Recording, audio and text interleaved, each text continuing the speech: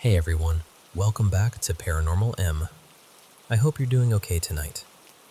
In this video, we'll hear a few paranormal stories, and the first one is about shadow people, strange sounds, and a feeling that something was nearby. Turn on notifications if you want to catch the next videos, and if these stories help you relax or fall asleep, feel free to share them with someone who might enjoy them too. Let's begin, and sleep well.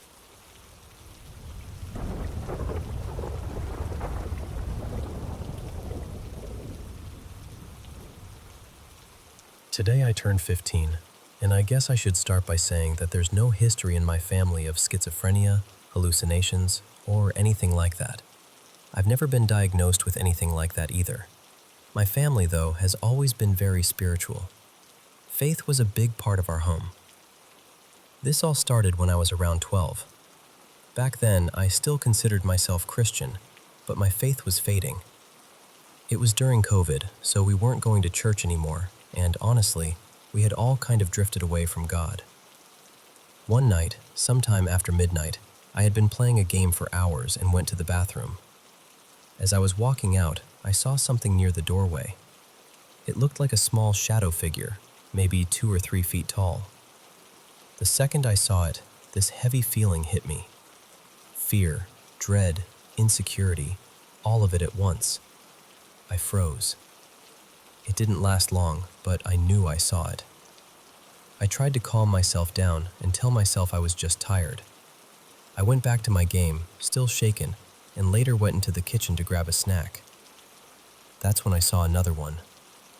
This one was tall, maybe 7 feet, maybe taller. It was standing in the kitchen, completely dark, like a person made out of shadow. I froze again, and then it vanished almost immediately. But I knew what I had seen. A few nights later, it happened again, except this time I felt the dread before I saw anything.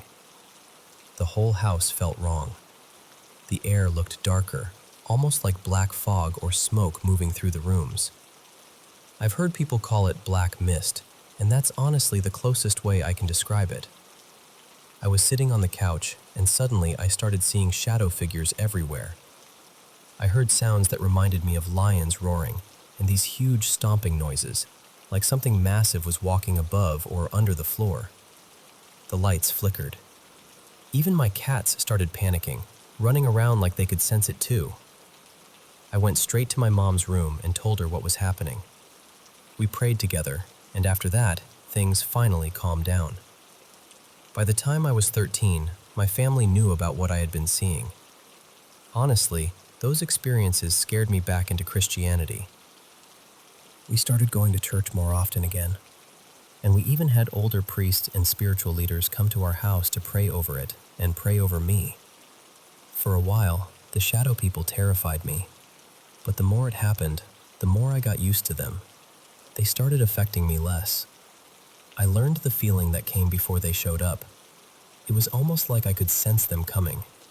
When that happened, I would play worship music, pray, and remind myself that I was okay. One strange thing I noticed is that when I talk about them at night, they seem to become active again. So I try not to do that too much. But not all of them felt evil. That might sound strange, but it's true. I've seen a few that didn't scare me at all. Some seemed almost harmless. A couple of times I thought I saw one wave at me from the corner of my eye. Others just watched from a distance and didn't do anything. At this point, I still see them sometimes, but I'm not as afraid as I used to be. Some of them almost feel familiar now, like they've just been around for so long that I don't react the same way anymore. I know some people are going to say, "This is fake," or "You definitely have some mental illness." I understand why people might think that. I'm not here to argue with anyone.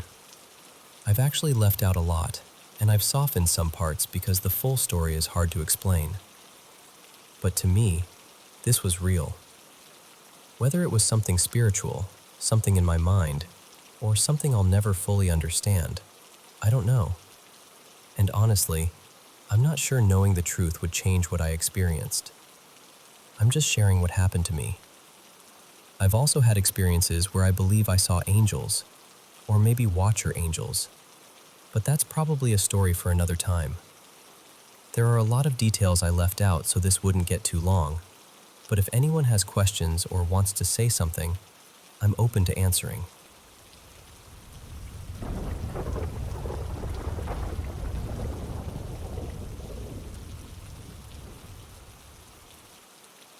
I think this happened about 3 or 4 years ago, and honestly, it has stayed with me ever since. I've talked about it with a few people close to me, and most of them say the same thing. They think I had some kind of paranormal encounter. I don't really like saying that. I still try not to believe it, but I also can't explain what happened.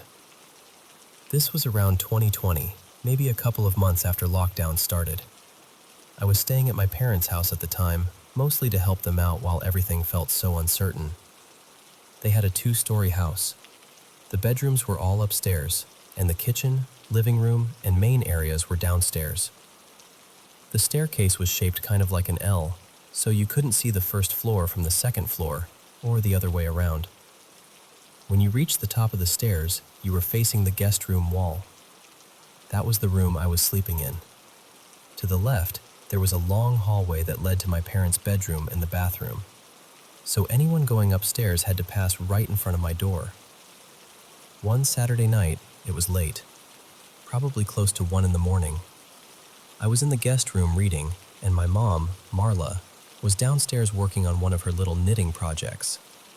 She had been excited about finishing this small wool figure, so it wasn't unusual for her to stay up late when she got into something like that. After maybe an hour or so, I heard someone coming up the stairs. A moment later, I saw my mother walk past my open door, heading down the hallway toward her bedroom.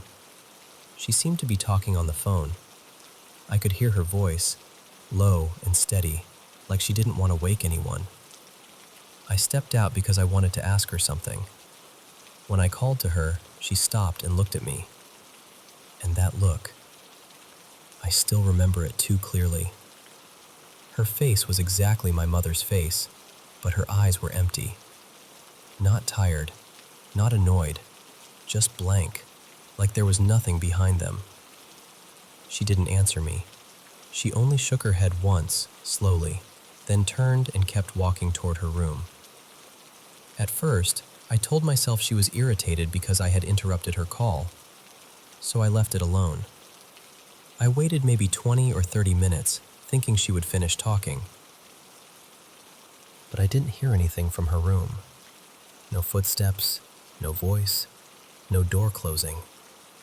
Nothing. Eventually, I went down the hallway and knocked softly. She didn't respond. I opened the door and switched on the light. Her room was empty. I just stood there for a second, trying to make sense of it. I knew I hadn't heard her come back downstairs. I hadn't heard the stairs creak. I hadn't heard the front door. Nothing. So I went downstairs to check. That's when I found my mother asleep on the couch, with her knitting still nearby. I felt this awful cold feeling in my stomach. I woke her up and asked, "Mom, why did you come back downstairs to sleep here? Weren't you just upstairs?" She stared at me, completely confused. Then she asked what I was talking about. I explained everything. I told her I had seen her walk past my room. I told her she had been talking on the phone. I told her I had spoken to her and that she had looked right at me. The more I talked, the more her expression changed. She looked worried first, then frightened, then almost angry, but not at me. More like she didn't want what I was saying to be true.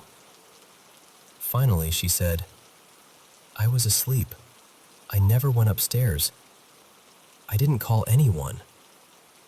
And that was it. My mother doesn't have any condition that would explain this. I don't either. I was fully awake. I wasn't dreaming. I wasn't half asleep. I know what I saw. Whatever stood in that hallway looked exactly like my mother. It looked me in the eyes. I spoke to it. I still don't know what happened that night. But even now, whenever I visit that house, I feel it the moment I go upstairs. That long hallway feels darker than it should, quieter than it should. And every time I look down it, I get this terrible feeling that I'm not alone. I still refuse to call it an encounter, but I've never found a normal explanation for it either.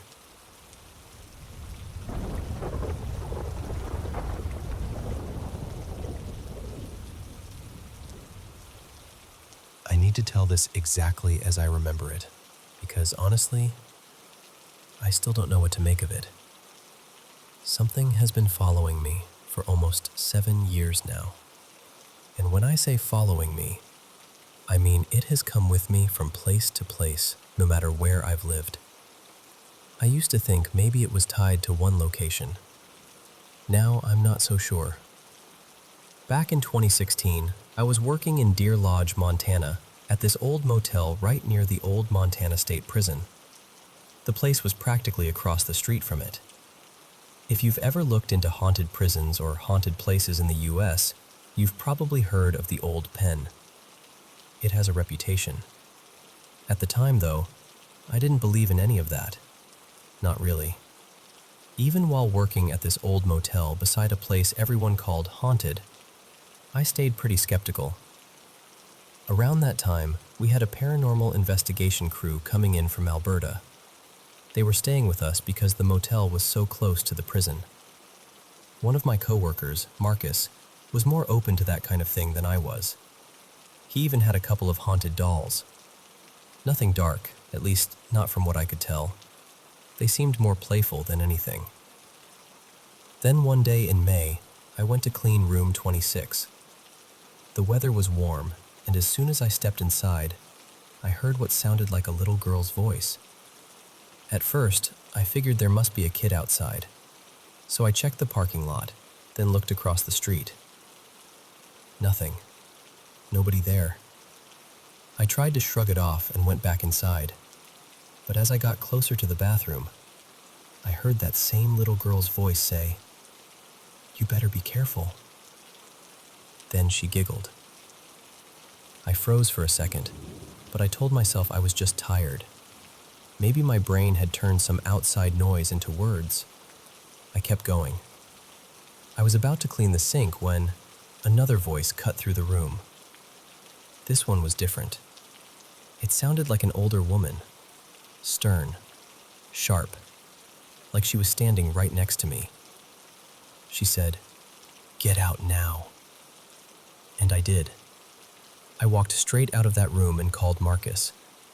I asked him to come check it out because I was too shaken to go back in by myself. He looked around, but he didn't find anything. No guests hiding, no radio left on, no explanation. He finished cleaning the room for me. When we got back to the lobby, I glanced up toward room 26 because I had this awful feeling that I'd forgotten something. That's when I saw them. 2 red orbs. They were just there, glowing from inside the room. And then I heard this horrible scream, but not with my ears. It was inside my head. It was blood-curdling. After that, for the next year, every time I tried to go into that room, I'd see those red lights reflected in the mirror. And every time, I'd hear that voice scream, "Get out." Eventually, I stopped trying. I couldn't handle it anymore. When I finally left Deer Lodge, I thought it was over. I moved away, got on with my life, and honestly, I mostly forgot about what had happened at that motel. Until one night, I woke up with this feeling that someone was in my room. You know that feeling when the air changes? When your body knows before your mind does? I looked toward my TV, which was off, and in the dark reflection of the screen, I saw 2 glowing eyes staring back at me. Then came the scream. After that, it started happening every couple of months. Sometimes I'd see the eyes in a window, sometimes in a mirror, sometimes in anything reflective enough to catch the dark. It got worse after my grandma passed away. I was very close to her, and after she died, the first few times I saw the eyes, I'd hear the scream, and then I'd hear her voice. She would say something like, "It's going to be okay, cub." That was what she used to call me, so at first, it felt comforting. It felt like maybe she was there with me, like maybe she was protecting me. But then other things started happening. I've seen an older woman in a long, old-fashioned dress, a full-body apparition. I saw her once back at the same motel where all of this started. I saw her once near a reservoir where I drive for work. And another time, I saw her near Flathead Lake. Over the past year, the eyes and the scream have become more frequent. It went from every other month to monthly to every couple of weeks to weekly. Now it happens every other day. And the worst part is, whatever this thing is, I think it has started mimicking my grandma. The voice doesn't feel comforting anymore. The things it says have changed. They've gotten darker, crueler. It says things like, "It's okay to give up," or, "Imagine how peaceful it would be if you were gone." That scares me more than anything else. I've seen those eyes in my windshield while I'm driving. I've seen them in windows, mirrors, and anything that can reflect back at me. I don't know what this is. I don't know if it came from that motel, that room, the prison, or something else entirely. But I'm afraid it's going to hurt me. Or worse, I'm afraid it's going to push me into hurting myself or someone else. I know this sounds impossible. I know it sounds like a long shot. But I need advice. Because whatever this is, it has been following me for years. And I don't think it wants to stop.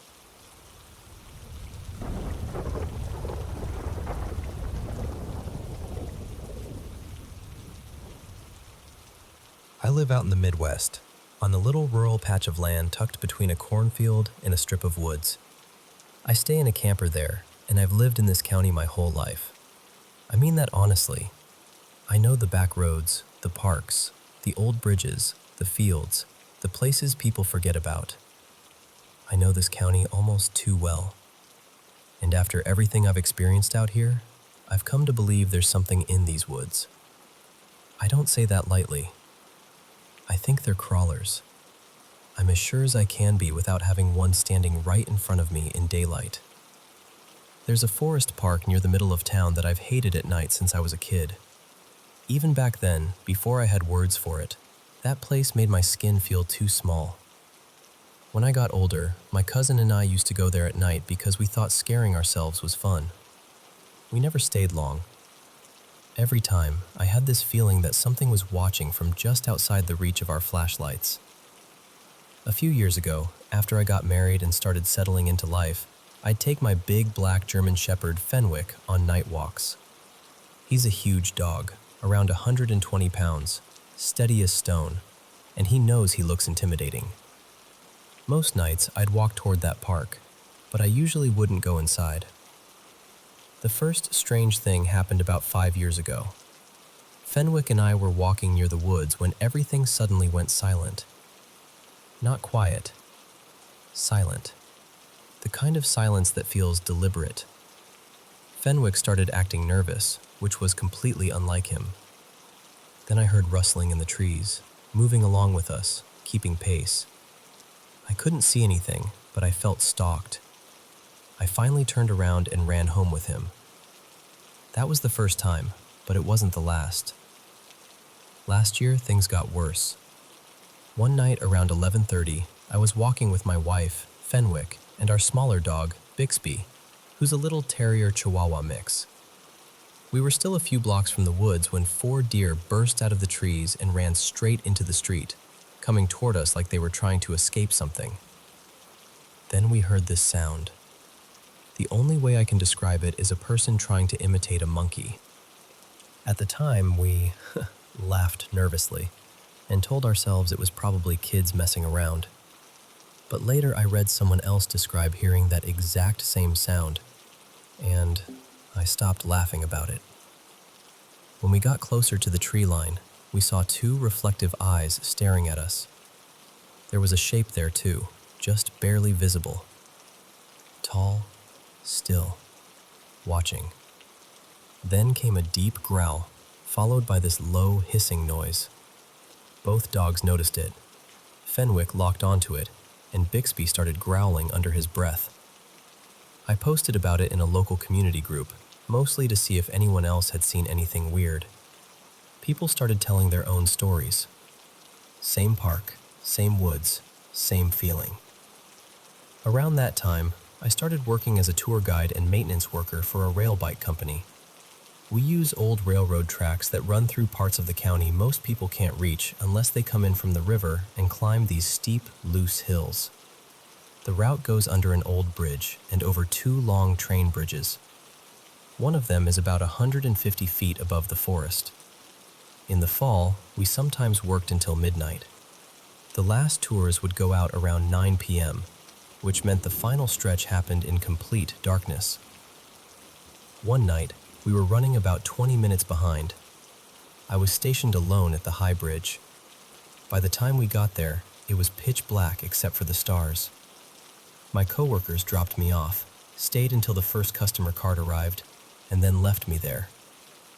I gave the safety speech, chatted a little to buy time, and then sent the cart across. Then I was alone. For about 20 minutes, the radios barely worked, just static. That almost never happened. I kept seeing movement in the tree line below. I heard fast footsteps moving all around me, from different directions. I had a floodlight above me, which suddenly felt like the worst idea in the world, because anything out there could see me perfectly while I couldn't see beyond the light. So I shut it off and used my own flashlight. That's when I started catching glimpses of pale skin moving fast between the trees. When the next customer cart finally came around the bend, I flipped the floodlight back on and tried to act normal. There was a little boy in the cart who was already afraid of the dark, and I didn't want to scare him. But while I was finishing the safety speech, I heard movement right behind me and spun around, flashlight up, swearing before I could stop myself. I told them it was probably a deer. I don't think it was a deer. That same night, one of my co-workers was stationed at a rural intersection beside a huge cornfield. He told me later, privately, that something had been moving in the corn and whispering his name, trying to get him to come into the field. His radio was out too, during the same stretch of time mine was. Another night, that same co-worker and I were riding back on the lead cart. We were ahead of schedule, so we stopped in the middle of the high bridge and looked at the stars. From up there, you can hear for miles. Dogs barking across the river, wind in the trees, everything. Then the whole forest went silent. A moment later, we heard it again. That human monkey sound, then growling. My coworker looked at me, dead serious, and said we needed to leave right then. So I drove us out of there as fast as that cart would go. Not long after, he moved out of state. Other things happened too, not just to me. Every coworker seemed to have at least one story, but I'm only telling mine here. Late that fall, around the middle of November, I drove through the town park at about 2 a.m. I couldn't sleep, so I had Fenwick with me, the windows cracked, and an old CD playing while I took the road through the trees. The second I passed the entrance, I felt wrong. I'm not someone who scares easily, but that park at night does something to me. It isn't ordinary fear. It feels older than thought, deeper than fight or flight. The farther I drove in, the worse it got. I didn't turn around because I was already past the halfway point, and turning back would have kept me in the woods longer. So I sped up where I could. Then I rounded the last curve and saw it. A pale, skinny humanoid thing, tall and stretched looking, crawling on its hands and feet across the road. Fast. Not animal fast. Wrong fast. Maybe 20 miles an hour. We don't have bears here. The only things around that size are deer or people, and this was neither. It crossed from my right side into the trees on the left. Fenwick saw it too. He lost his mind. This dog doesn't bark at animals. He doesn't even care about most other dogs. But he went ballistic, snarling, trying to force himself through the cracked window, almost foaming at the mouth. I've raised him since he was born, and I'm a certified dog trainer. I have never seen him act like that. After that, I became a little obsessed with the park. I don't know why. Maybe part of me wanted proof. Maybe part of me wanted to convince myself I had imagined it. Recently, I walked there at night from my camper with Fenwick. I will never do that again. As we reached the entrance, a huge owl flew past my head so close I could have touched it. That alone made me uneasy. Then, as soon as we entered the park, the nausea and anxiety hit me hard.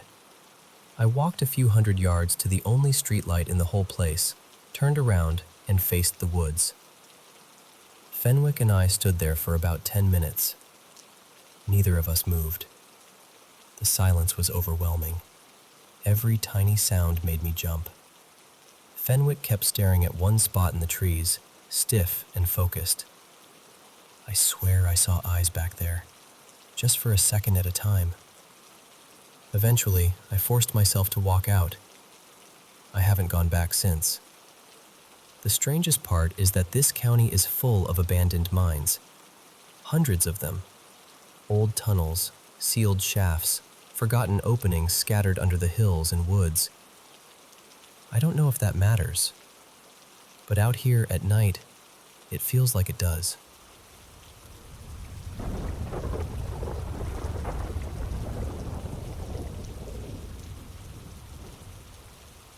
I still think about this night sometimes, even though I've tried really hard not to. It happened about 6 years ago. My husband and I were driving across the country, heading west after leaving North Carolina.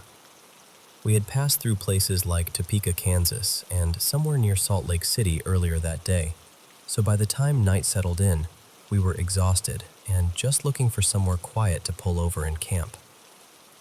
We were out in this huge stretch of flat, dry land, just endless desert brush, no real landmarks, no towns close by, nothing.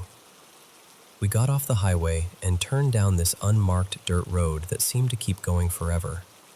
Maybe 2 miles, maybe more. It felt longer because it was so dark. Eventually, we came up on a small parking lot off to the right.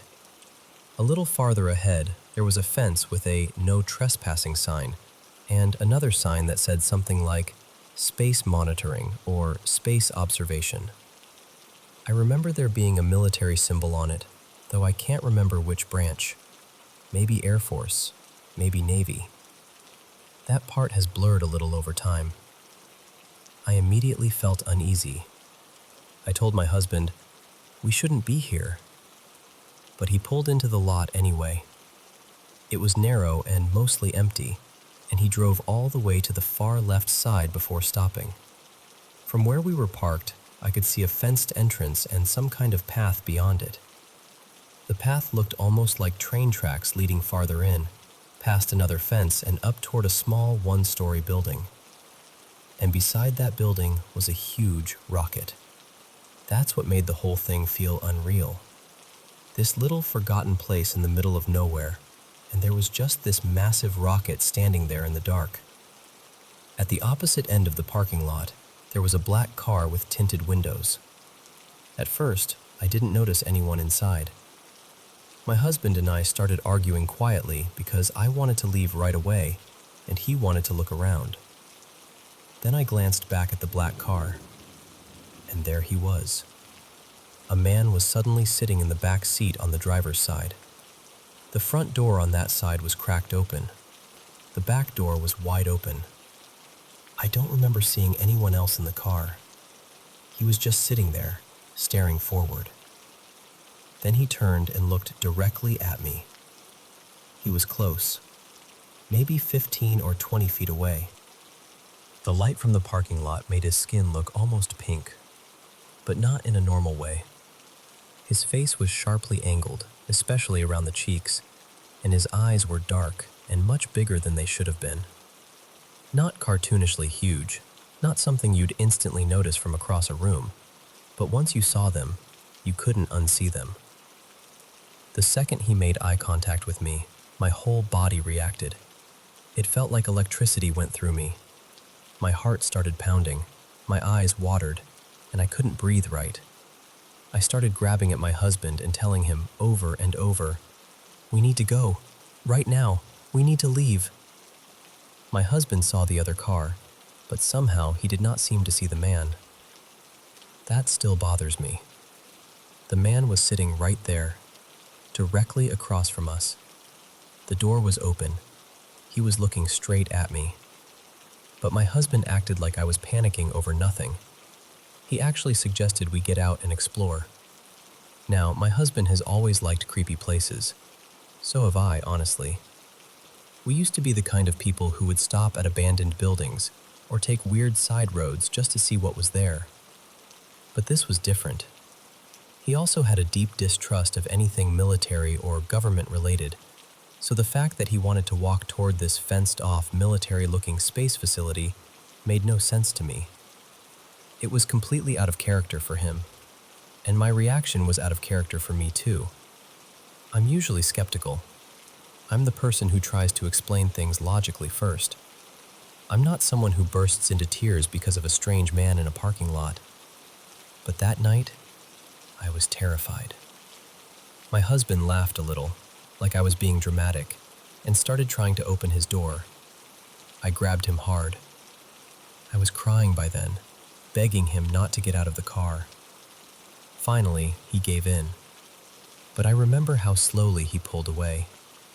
Painfully slowly. It felt like the car was crawling. As we turned back toward the dirt road, the man got out of the black car. He stood there in the parking lot, and his eyes stayed locked on mine almost the entire time we were leaving. I remember him wearing a plain, light-colored t-shirt and what looked like cargo shorts, though I'll admit that detail might not be perfect anymore. Time does strange little edits to memory, but I know what I saw. For years, I tried to push it out of my mind.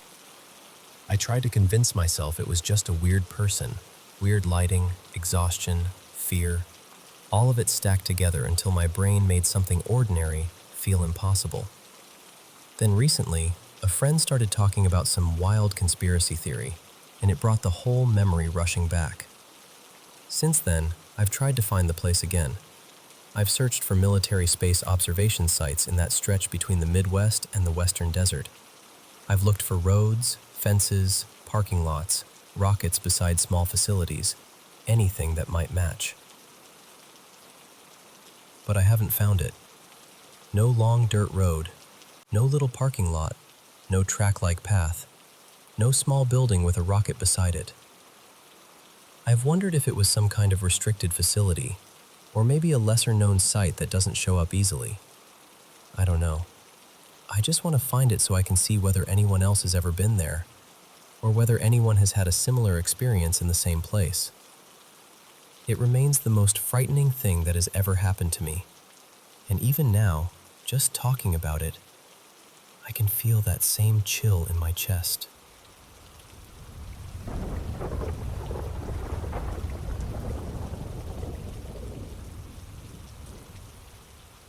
I had been renting a small room in Thailand for almost a month, and honestly, nothing unusual had happened the entire time I was there.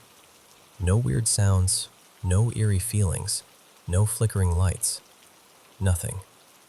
But on one of my last mornings there, I woke up and immediately felt that something in the room had changed. It's hard to describe, but I knew I wasn't alone. There was a presence in the room with me, and I knew it was male. Not guessed, not imagined, knew. I sat up in bed, and standing near the door was a man. The door was closed behind him, which made it even stranger. For a second, my half-awake brain tried to make it normal. I thought maybe it was the guy staying in the room next to mine, like maybe he had somehow walked in by mistake.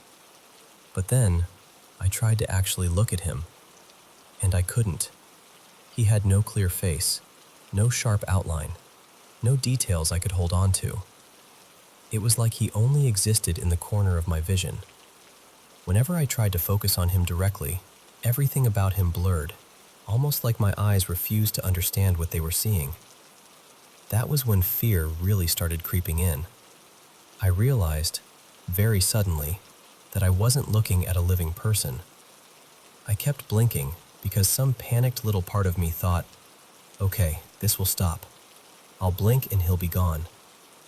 So there I was, sitting upright in bed, blinking over and over like I could reboot reality with my eyelids. But he stayed there, still, silent, just standing by the door. After maybe 10 or 15 seconds, I reached for my glasses, thinking maybe I just needed to see properly. But when I put them on and looked back toward the door, he was gone. Nothing there. The room felt normal again, but I didn't. I was scared, definitely, but the strange thing is, I never felt like he was going to hurt me. He didn't feel aggressive. He was simply there, and somehow that was almost worse. I convinced myself I must have hallucinated. That was the cleanest explanation, so I grabbed onto it and tried to go through the day like nothing had happened. Later, my host Molly called and invited me to go to the market with her and some relatives who were visiting. I said, "Yeah, of course. Also, I think I saw a ghost this morning." There was a pause. Then she said, "Wait, did you actually? Come downstairs right now." So I went down to her part of the house, and she was sitting there with her family. That was when she told me, very calmly, that the house was haunted.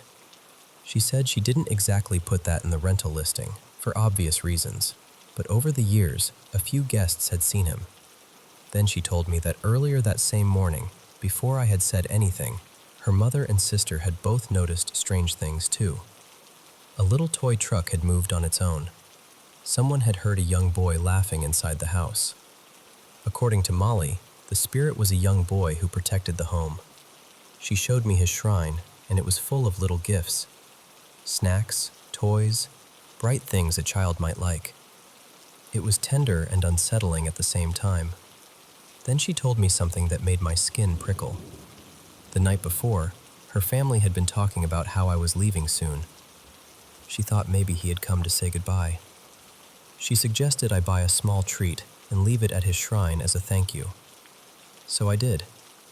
I left the offering, said a quiet thank you, and flew home the next day. But here's the part I can't stop thinking about. I didn't see a little boy. I saw a man. I didn't feel a child's presence. I felt a grown male presence, unmistakably. So I still don't know what happened. Maybe the stories about the boy and what her family saw were just a strange coincidence. Maybe I had some kind of hallucination, even though I've never had one before or since. It didn't feel like sleep paralysis either, because I could move the whole time. All I know is that it felt real. And ever since then, that morning has stayed with me. It shifted something in how I understand the world.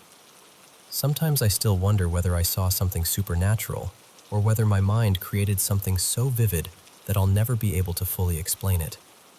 Either way, I remember him clearly. Not his face, not his features, just the feeling of him standing there, by the door.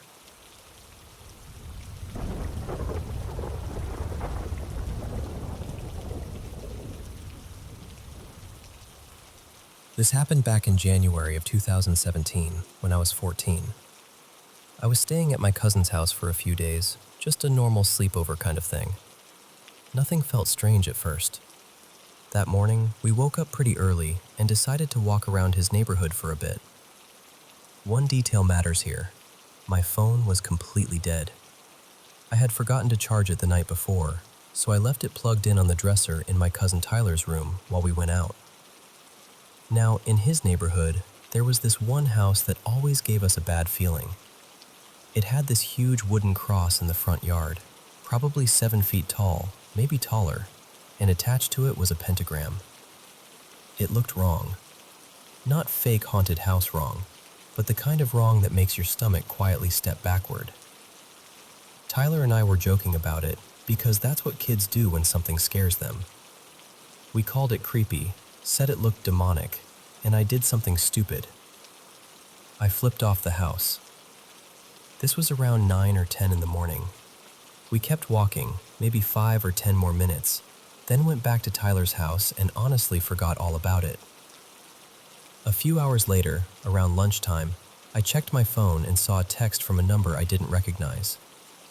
The message was written in all caps, with numbers replacing letters. It said something like, W3D1D not appreciate your little Grester. My whole body went cold. There were more messages after that, long ones, weird ones. I don't remember every word anymore, but I remember the feeling. It was like whoever was texting me knew exactly what I had done that morning. I started apologizing. I was 14, terrified, and I kept begging them to stop. But the messages kept coming. And it couldn't have been Tyler. He was sitting right beside me, watching it happen, and he looked just as scared as I felt. Then they sent a photo. It was the front of Tyler's house. We ran to the window and looked outside, but there was nobody there. No car, no person on the sidewalk, nothing. The texts continued for about an hour. One of them said, W3 man no harm, only justic. And then the worst part happened. My mom texted me asking, "Is everything okay?" I had not told her anything. I hadn't called her. I hadn't mentioned the messages to anyone outside that room. So I opened the conversation with her, and I saw that my phone had sent her something by itself. It was a strange, broken message with 666, the word death, and my own contact name inserted into it. At the time, I had saved my own contact to my phone under a goofy name with a hand sign emoji. Somehow, that exact name appeared in the message sent to my mom. I had no idea how to explain it. I didn't send it. I didn't even understand what it meant. My aunt tried calling the number over and over, but every time she did, it said the number wasn't in service. Whoever it was, they were hiding behind a spoofed number. By then, I just wanted to go home. Tyler and I looked out toward the backyard at one point, and we could see the roof line of that strange house from there. Dozens of black crows were lined up across it. That was when I broke. I called my mom crying. I genuinely thought something had attached itself to me, or that I had triggered something I didn't understand. After I went home, the messages stopped. For almost a year, I refused to go back to Tyler's house. Then, sometime in 2018, I finally visited again. I had been there maybe an hour or two when my phone buzzed. It was a text from a different, unknown number. Just coordinates. I didn't even open a map. I didn't want to know where they led. I knew in my gut it was connected. I blocked the number immediately, deleted the conversation, let my phone die, and handed it to my aunt. I told her not to give it back until I was leaving. For the next couple of years, I kept location services turned off on everything I owned. I was convinced someone, or something, had found a way to track me. There were other things too. Knocking on windows when Tyler and I were home alone. Little incidents that made us feel watched. But the texts were the part that stayed with me. People always ask if Tyler could have been pranking me. No. He was 11 or 12 at the time, and he was genuinely terrified. He still remembers it the same way I do. People also ask why we didn't go confront whoever lived in that house. But I was a scared 14-year-old kid. In my mind, even stepping onto that street again might make the messages start. The part I still can't explain is how they got my number. My phone wasn't even with me when I made that gesture. I lived about 2 hours away, so nobody in that neighborhood should have known who I was. I don't know how my phone sent that message to my mother. I don't know how they knew where I was. And I still don't know if it was a person with some strange technical skill or something much darker. All I know is this: I did something stupid in front of that house, and a few hours later, something answered.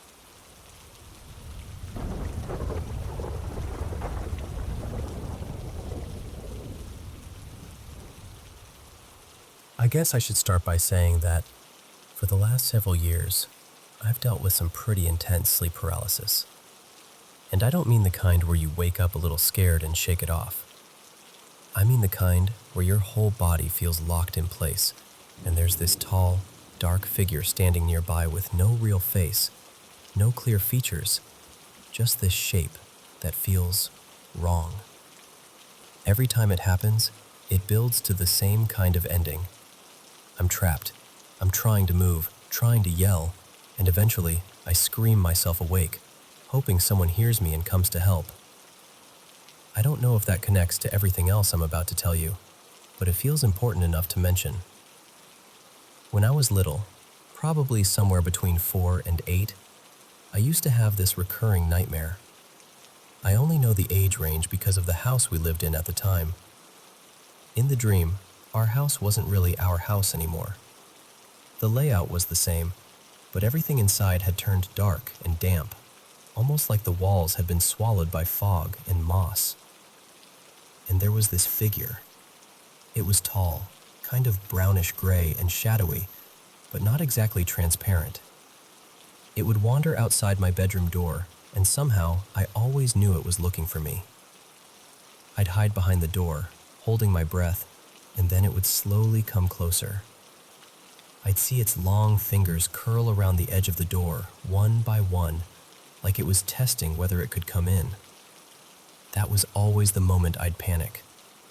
I'd crawl under my bed, wait for it to enter the room, then squeeze out from the other side and run. And as I ran through the house, I'd turn on every light I could reach. The hallway lights, bathroom lights, closet lights, laundry room, my sister's rooms, every single one. I mean, every light in the house. The dream always ended the same way. I'd make it to my parents' bedroom, flip on their light, and start screaming as the thing came toward their door. And then I'd be awake. But the strange part is, the lights really were on. My parents told me later that I used to sleepwalk all the time, turning lights on throughout the house. So I know that part wasn't something my mind invented years later. Maybe it was just a nightmare mixed with sleepwalking. Maybe that's all it was. But those dreams stopped after we moved out of that house, and they never came back in quite the same way. A few years later, when I was around 10 or 11, something happened that still bothers me. It was a normal late spring day, nothing dramatic. I went to school, came home, did my homework, played some video games with friends, and had dinner with my family. After dinner, I took our dog for a walk around the neighborhood. Back then, I loved walking at night. I'd put on my headphones, bring my CD player, and listen to Meteora by Linkin Park from start to finish.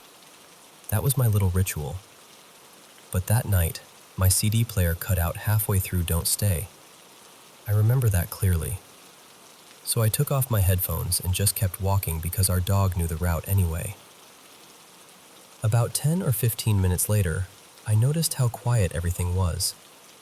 Not peaceful quiet, not normal nighttime quiet. More like the whole neighborhood had been covered with a thick glass dome. We lived near a busy road, and we weren't far from an airport, so there was always some kind of background noise. Cars, planes, engines, something. But that night, there was nothing. I looked up and saw a plane coming in low toward the airport. It should have been loud. Instead, it passed overhead in complete silence. No engine, no rumble, nothing. I could hear my shoes on the pavement. I could hear my dog breathing. I could hear myself breathing. That was it.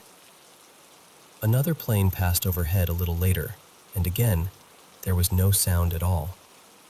I tried to explain it away. Maybe the wind was strange. Maybe the weather was carrying the sound somewhere else. I didn't know. I just kept walking. Nothing else happened after that. I got home, went to bed, and as I was drifting off, I had this deep, sinking feeling in my stomach, like something had tilted underneath me. Then I slept. At least, I think I did. I woke up the next morning a little before 5, about 2 hours earlier than usual, and I felt awful. Not tired in a normal way. I felt like I hadn't slept at all, like I'd been awake all night without knowing it.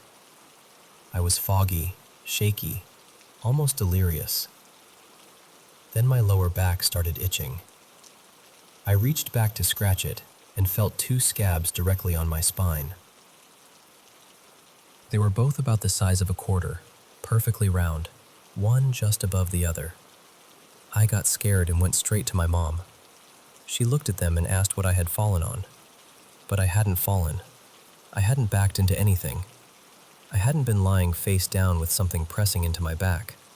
There was no blood on my sheets, no blood on my shirt, nothing. They were just there. And the strangest part was that they healed completely in 2 days. No scar, no mark, nothing left behind. But even now, all these years later, I can still feel exactly where they were when I think about it. Then, just last night, more than 20 years after that, something happened again. I woke up at exactly 4 in the morning, wide awake, with this strong feeling that I was being watched. I sat up and looked around the room, but I didn't see anything. Nothing out of place, nothing standing there. Still, I couldn't shake the feeling, so I went outside for a minute to get some air. Then I came back in and got into bed again. Right as I was about to fall asleep, I heard something heavy running across the roof. Not a branch, not a little animal scratching around. It sounded heavy, fast, like footsteps. I sat up immediately and listened, but it stopped. Nothing else happened. Eventually, I went back to sleep, probably sometime around 4:30 or a little after. But when my alarm went off at 6:30, I felt like I hadn't slept for even a minute. My whole body had that hollow, wrecked feeling I used to get after staying up all night at the game shop when I was in high school. So I checked my Fitbit, thinking maybe I just slept badly.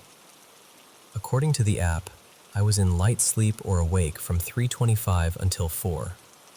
Then it says I was completely awake from 4 until 5:45. But that's the part I can't get past. Because I know I closed my eyes again. I know I started drifting off before 5. And somehow, the little record on my wrist says I didn't.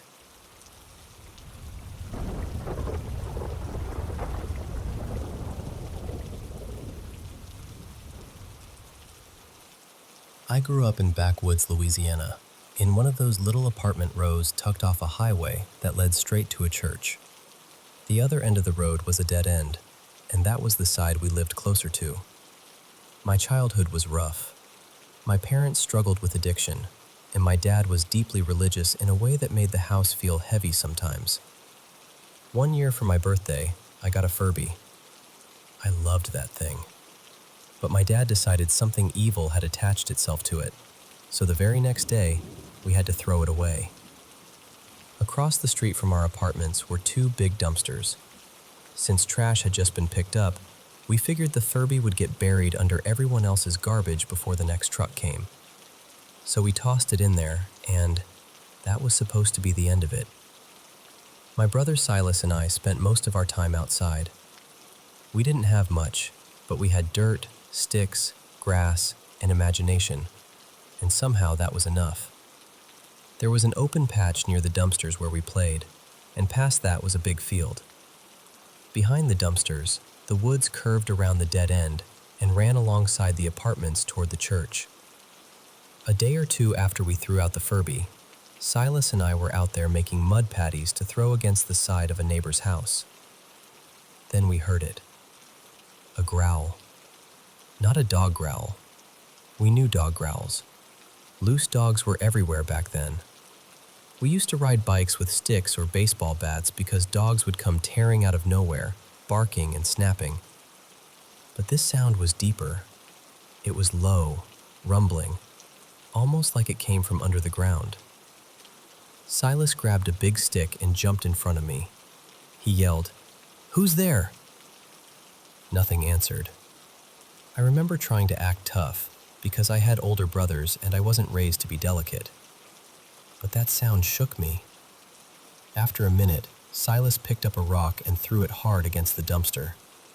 It made this loud metal bang that echoed everywhere. Still nothing.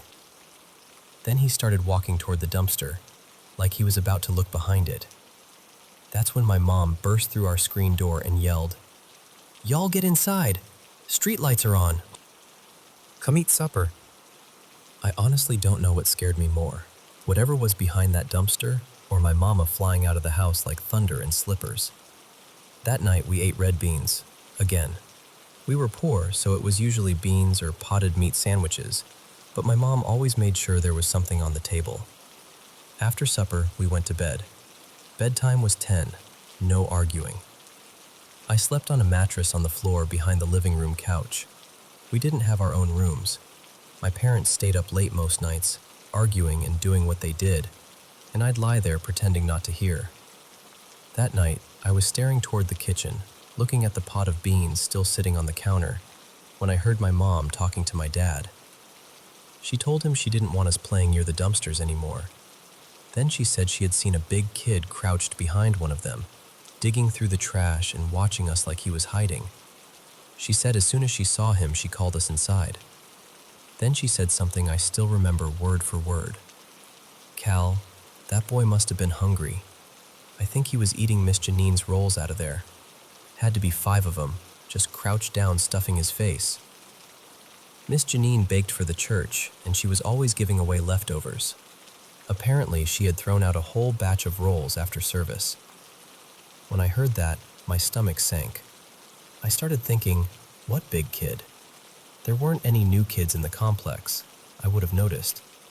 Part of me got curious, even excited. Maybe he'd be friends with Silas. But another part of me kept going back to that growl, because what we heard was not a hungry kid. That night, I had one of my awful night terrors. The kind where I felt awake but couldn't move, couldn't scream, couldn't do anything except make this tiny, strange sound. My mom had to shake me awake. The next morning was trash day, and I felt sad knowing my Furby was finally going to be hauled away. While getting ready for school, I opened my drawer and what looked like hundreds of tiny black baby spiders scattered across my shirts. I slammed it shut and ran out. Silas was already at the bus stop by the dumpsters, so I grabbed an old shirt from the floor and threw it on. When I looked out the window, I saw someone crouched beside him. At first, I thought it was a boy, a black boy, maybe twice Silas's size, bent down like he was tying his shoe. I got excited and ran outside, bursting through the screen door. But as I crossed the street, the garbage truck pulled in. I realized I had forgotten my backpack, so I had to run back inside. By the time I came out again, the truck had already emptied the dumpster, and the boy was gone. I ran up to Silas out of breath and asked, "Where did he go?" He looked at me and said, "Who?" I whispered, "The boy, the black boy. He was right here tying his shoe." Silas stared at me like I had lost my mind. Then he said, "You're crazy. And the garbage truck came. Furby's gone. Sorry, sis." I looked at the dumpster. It was empty. The lid was open. Just scraps and bits of trash left on the ground. I felt sad, but I was also confused. I knew what I had seen.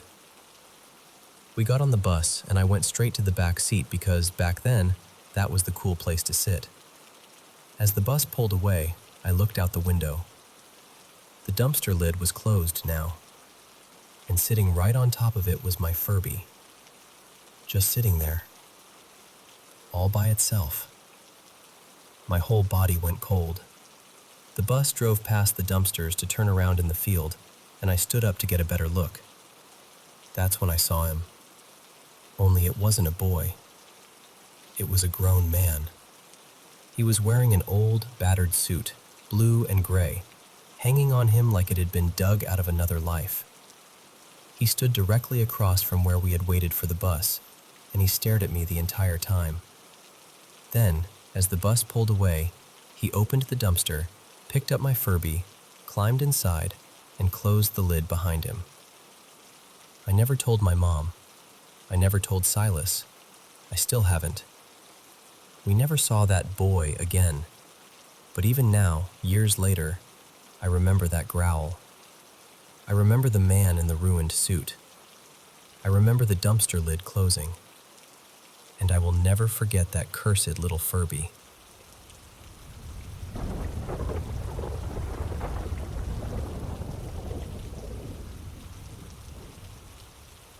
Something happened to me one night that I still think about, even though I understand it differently now. I was driving along this quiet, two-lane highway pretty late, maybe around 9:30 or 10 at night, when my car ran out of gas. It was one of those lonely stretches of road where everything feels farther away than it should. No houses nearby, no lights, no gas stations anywhere close. Thankfully, there was a small pull-off on the side of the road, so I managed to back the car down a little hill and get it safely out of the lane. After that, I started calling people. I called friends, family, anyone I thought might be able to help, but nobody could come get me. The nearest gas station was probably 30 minutes away by car, maybe longer, and I didn't have a gas can. One of my friends, Elias, had this little gas-powered bicycle, and he offered to come meet me after work so I wouldn't be alone while I waited. I told him he didn't have to. I didn't want him going out of his way that late. At some point, without meaning to, I fell asleep in the driver's seat. When I woke up, it was somewhere between 2:30 and 3:30 in the morning. The whole night had changed. There was fog everywhere, soft and silver in the moonlight, and the road looked almost unreal. I lifted my head from the steering wheel and looked out through the windshield. That's when I saw someone standing ahead of my car, maybe 70 or 80 feet away, near the bend in the road. At first, I thought it was Elias. The figure was standing by the guardrail, kind of hunched over, like he was using it to hold up his backpack while he searched through it. But he looked strange, blurry almost, like my eyes couldn't quite lock onto him. I was still half asleep, so I rubbed my eyes and leaned forward. He was still there. My windows were down, so I called out his name. He didn't answer. That bothered me, so I opened the door, got out, and took a few steps toward him. And then I realized it wasn't Elias. Standing there in the pale moonlight, surrounded by that drifting fog, was something I can only describe as a headless, translucent figure. It had an old, rugged backpack on, open at the top, and it was just standing there in the road. I froze. Then I saw something on the ground in front of it. It was a head. Its head. And there was a leash attached to it, held tight in the figure's hand. I can't explain the fear that hit me in that moment. It was instant, pure, cold panic. I backed up as slowly as I could, hoping it hadn't noticed me. The head was turned away from me, and I kept praying it would stay that way. Then I ran back to the car, got inside, locked myself in, and tried not to look out again. Somehow, I fell asleep. In the morning, my sister's boyfriend came to pick me up, and we got gas for the car. I tried to move on from it, but I couldn't shake what I'd seen. About a week later, I was at home in my room.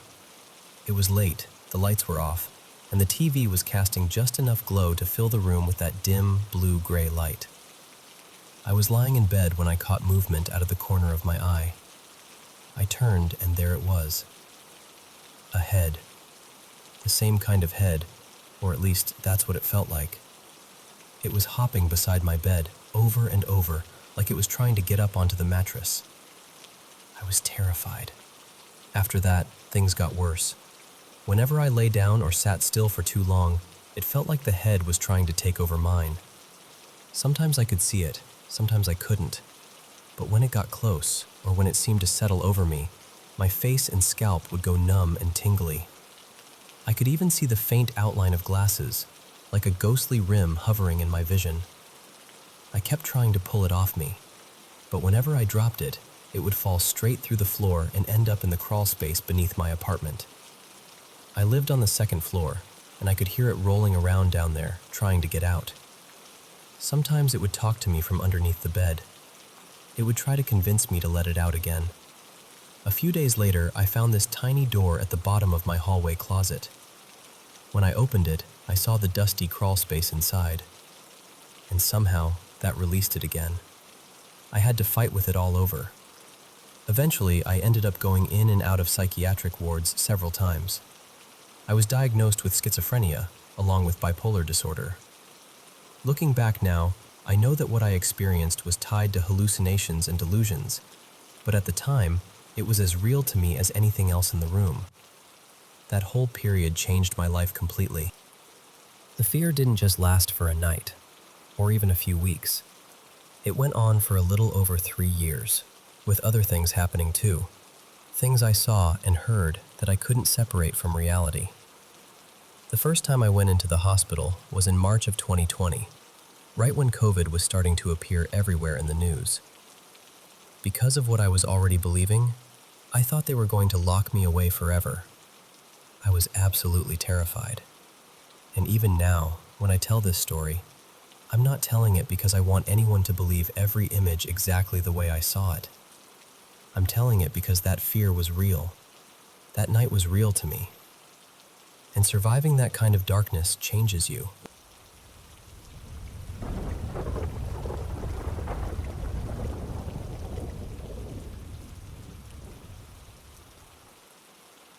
This happened a few years ago, back when I was still a kid.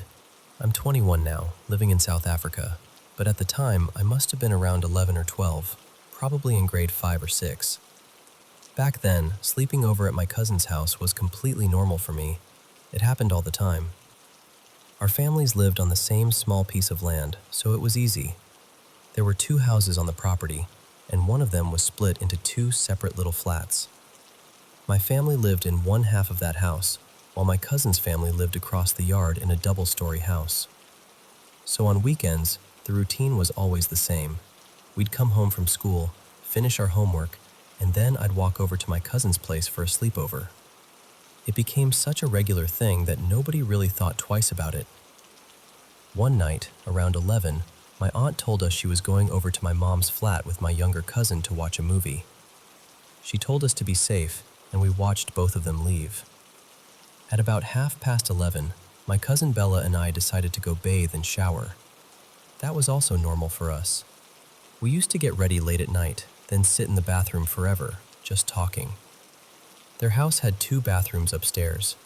One was in the hallway and only had a bathtub. The other one was inside my aunt and uncle's bedroom, and that one had both a shower and a bath. We always chose that bathroom because Bella liked to shower, and I loved taking long baths. We'd usually put on music, laugh, talk about school, crushes, silly drama, everything 11-year-old girls usually talk about. The layout is important here. My aunt and uncle's bedroom had a main door that locked from the inside. Then the bathroom door also locked from the inside. That night, we locked both doors, just like we normally did. At first, everything felt completely ordinary. We were playing music, joking around, and having fun. I remember checking my phone at one point and seeing that it was midnight. I even laughed and told Bella, "We've already been in here for half an hour." And then we heard footsteps. They were coming from inside the bedroom, just outside the bathroom door. That was the first strange thing, because we had not heard the bedroom door open. Not once. No handle turning, no door creaking, nothing. But the footsteps were there. Slow, clear, getting closer and closer. Then they stopped, right outside the bathroom door. For about a minute, everything went quiet. Then something started banging on the door. Not just knocking, banging. And then it screamed in my aunt's voice. It sounded exactly like her. Not similar, not close. Exactly. It shouted in Afrikaans, Bella, maak oop hierdie deur nou, which means, Bella, open this door now. The worst part was how real it sounded. It had the same anger in it, the same sharpness, even the same little crack my aunt's voice gets when she is really upset. But something about it felt wrong. Whatever it was, it kept doing everything in threes. 3 bangs on the door, then the same sentence shouted 3 times. Then again, 3 bangs, 3 shouts. And then it just stopped. The whole room went dead silent. I remember my heart pounding so hard I could feel it in my throat. Bella wanted to open the door, but I told her not to. I thought my aunt was furious, and honestly, I was terrified. But some part of me also knew that something about this was not right. We stayed in that bathroom for another 10 minutes, too scared to move. Then, around 10 or 15 minutes past midnight, we heard the front door downstairs open. This time it sounded normal. We heard my aunt and my little cousin talking as they came into the house. Bella and I got dressed as fast as we could. We unlocked the bathroom door, stepped into the bedroom, and immediately realized something that made my stomach drop. The bedroom door was still locked from the inside. Nobody could have walked into that room. We ran downstairs and asked my aunt if she had been upstairs a few minutes earlier, banging on the bathroom door and shouting at us. She looked confused and said no. She said she had been with my mom in our flat the whole time. We told her everything, but like a lot of adults do, she brushed it off and said we must have imagined it. But I know what I heard. Bella heard it too. I told my aunt I didn't care if she thought it was my imagination. I was not sleeping there that night. I went straight back home. To this day, I still don't know what happened in that house, or why something would mimic my aunt's voice like that. But what scares me most is how perfect it was. The tone, the anger, the way her voice cracked. It sounded like her. But it wasn't her. And that was not the only strange thing I experienced there.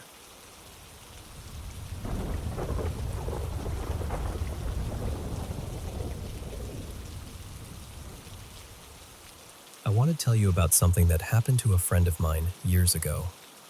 This wasn't something that happened to me personally, but I've known her long enough to say this. Every time she talks about it, she tells it the exact same way.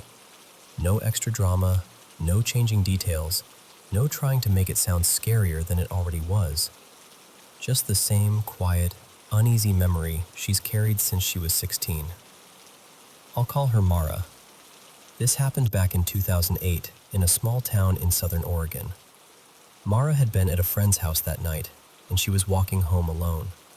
She doesn't remember the exact time, but she knows it was well after midnight. The streets were dark, empty, and still in that way small towns get when everyone has gone inside and the whole place feels like it's holding its breath. She was completely sober. She wasn't tired or half asleep. She was just walking home. At that point, she was only a couple blocks away from her house. She was on the sidewalk near the main road, somewhere between 5th and 6th Street. Her house was over on 7th, so she was close enough to probably already be thinking about getting inside, changing clothes, and going to bed. Across the street, there was a grocery store parking lot, and, a little farther down, an old cemetery. And that's when she saw them. About 50 feet ahead of her, 2 figures stepped out from the cemetery side of the street and started crossing toward the side she was on. At first, her brain tried to make sense of them. She said they were walking upright, on their hind legs, side by side. One was a little shorter than the other, but both of them were incredibly tall. She guessed at least 7 feet, maybe taller. They were hunched over, thin in a way that didn't look natural, with long limbs and narrow bodies. Her first thought was that they looked almost like deer walking upright, but there was no fur. Their skin looked dark gray, maybe ashy, and smooth from what she could tell in the streetlight. Their arms were held close to their bodies, bent awkwardly at the elbows and wrists, almost like the way people joke about a T-Rex holding its arms. But the strange part was how long those arms were. Their hands hung much farther down than they should have, nearly as long as their legs. She doesn't remember seeing tails. When I asked if they had hooves, she said she thinks they might have, but she can't say that part for certain. What she does remember clearly is that they made no sound, no footsteps, no scraping on the road, nothing. They just crossed the street in silence. I asked her if they had antlers, or if maybe their faces looked like deer, because part of me was trying to find some normal explanation for it. Like maybe they were sick animals, or some kind of strange trick of the light. But she said no. No antlers, no deer-shaped heads, nothing animal-like in the face. Their faces, she said, were closer to human. Not exactly human, not right, but human enough that it made the whole thing worse. The features were there, just slightly wrong, like something had copied a person from memory and missed a few important details. Mara froze the moment she saw them. She said she couldn't move at first. She just stood there on the sidewalk, watching these two tall, bent figures cross the empty street together. And the strangest thing was how calm they seemed. They didn't run. They didn't look around. They didn't seem startled. They didn't even seem to notice her. Or, if they did, they gave no sign of it. She said they moved almost casually, like two people out for a quiet walk at night. That part always unsettles me. They crossed onto her side of the road and continued down 6th Street, side by side. Mara watched them pass the first house, and then they slipped out of view. That was when something in her snapped back into place. She suddenly realized she had been standing there frozen, and instead of running straight home, she ran towards 6th Street to see where they had gone. She doesn't really know why. Maybe shock. Maybe curiosity. Maybe her brain needed proof that she had actually seen what she thought she saw. But when she reached the corner and looked down the street, they were gone. Completely gone. There was nowhere obvious they could have disappeared to that quickly. They hadn't been moving fast. They hadn't been running. They had been strolling, slowly and silently. But in the few seconds it took her to reach the corner, they had vanished. That was when the fear really hit her. She turned around and ran the last block to her house as fast as she could. She didn't stop until she was inside. The next morning, she told her mom and her sister what had happened. She still says she has never seen anything like those figures before or since. The closest comparison she can come up with is the werewolf form from the Harry Potter movies, the one that's hairless and tall and painfully thin. Except these things didn't have wolf faces. Their faces were more human than that. And that, to her, was the worst part. Mara has only told a handful of people about it. Her family, a few close friends, and me. She doesn't talk about it for attention. She doesn't tell it like a campfire story. She tells it like someone remembering a car accident, something that happened too fast and too clearly to ever fully leave her. Nothing like that had ever happened to her before. Nothing like it has happened since. But even now, all these years later, whenever she describes those two figures walking silently across the road, her voice changes. Because whatever she saw that night, she knows one thing for sure. They were not just animals. And they were not people.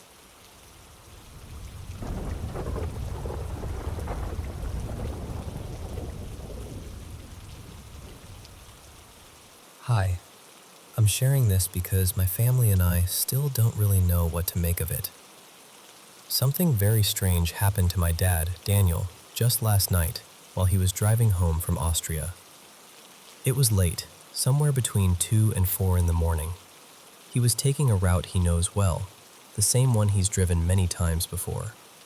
He doesn't drink, he wasn't tired, and according to him, he was fully awake and focused on the road.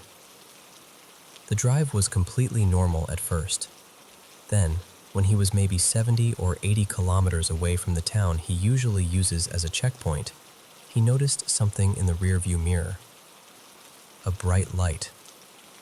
At first he thought it might be a motorcycle behind him, maybe 400 or 500 meters back. But almost right away, something about it felt wrong. The light wasn't behaving like headlights.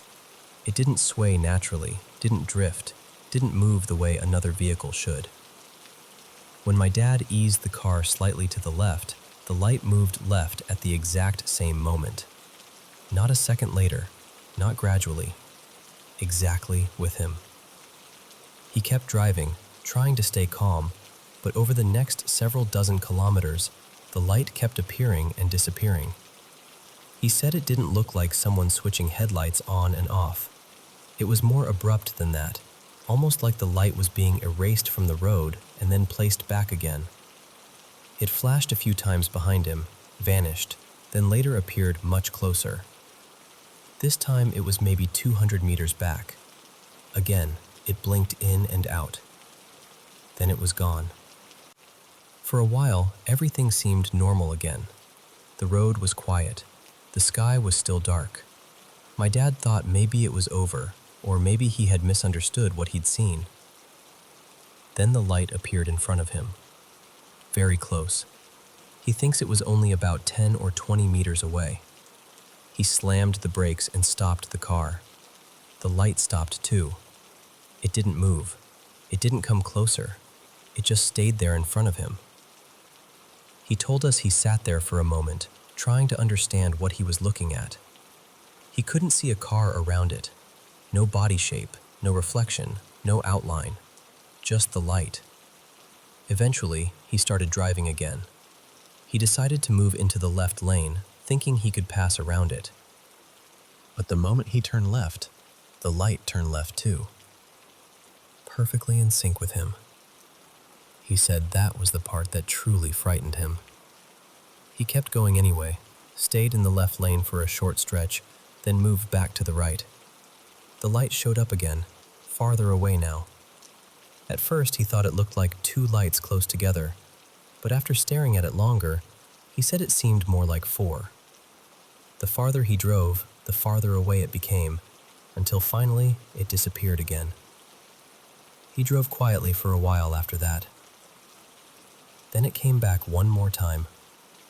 This time, it was ahead of him, maybe 300 meters away, and it looked like it was coming straight toward him at high speed. He honestly thought he was about to crash into whatever it was. He turned on his high beams.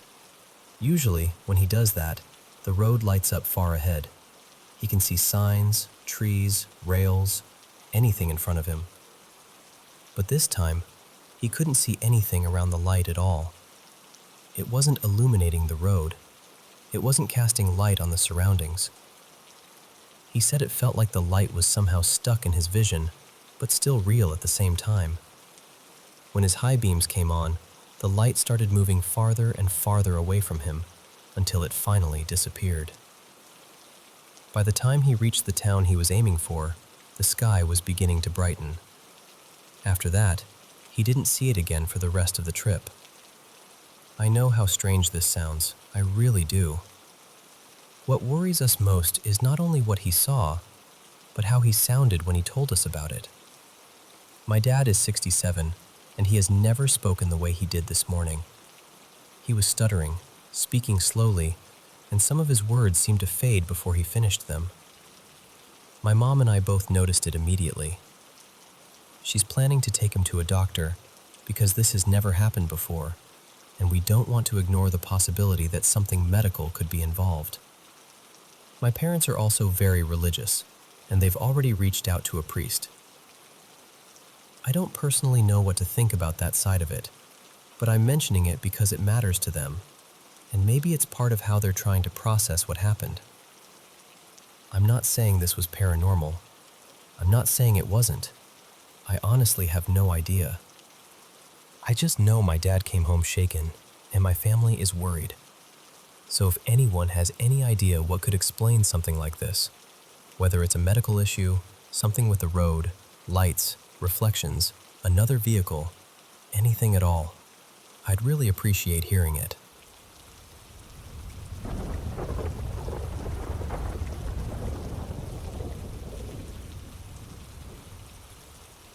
Honestly, I still don't know what we saw out there. I'm not saying it was paranormal. I've never really been the kind of person who jumps straight to ghosts or anything like that. But whatever it was, it scared us badly enough that I've been thinking about it for days. So, for context, I live in Northeast Florida, not too far from Jacksonville. This happened late at night, probably somewhere around 11:30. It was dark out there. I mean really dark.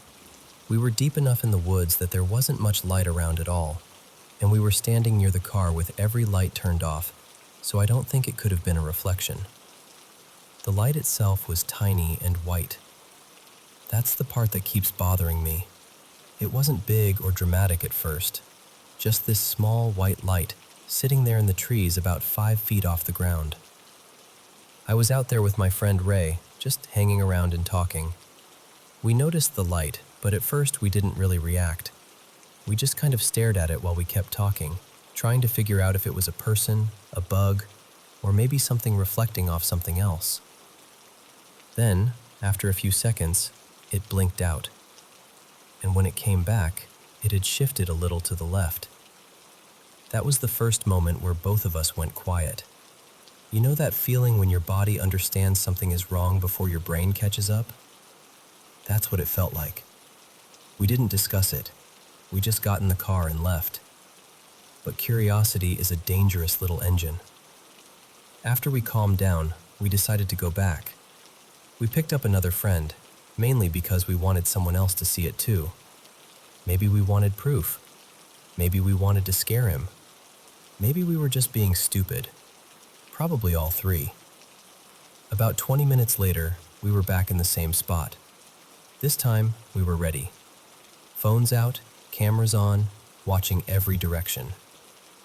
And that's when I saw it again. Only this time, it wasn't just sitting there. It looked like it was coming from deeper in the woods, blinking on and off as it moved closer. Each time it flashed, it seemed nearer than before. Then it got close enough that it felt like it was right beside us. And suddenly it flashed way brighter than before. The closest way I can describe it is like someone shining a tiny laser straight at you, except there was no person there. No beam. No sound.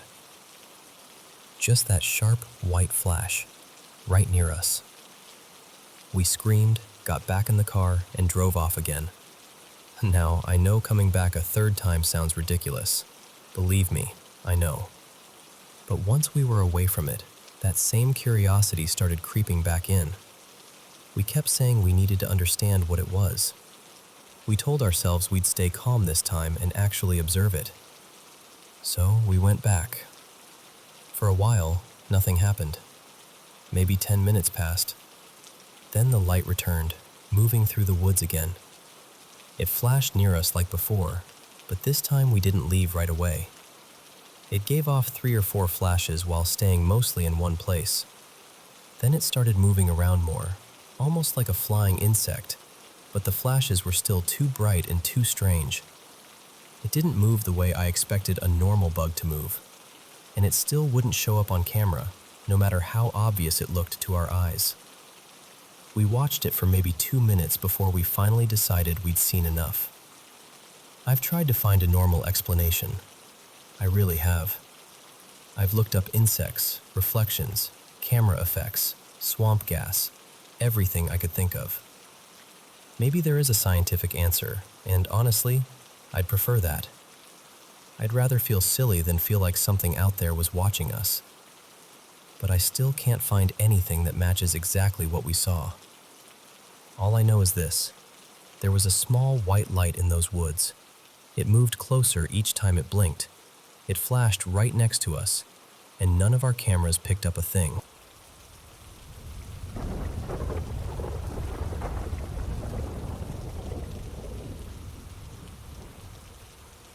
I need to start with a warning, because this story involves suicidal thoughts. This happened a long time ago, and even now, it still sits heavy with me.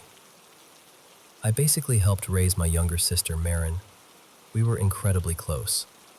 Honestly, I was more like a second parent than just a big brother.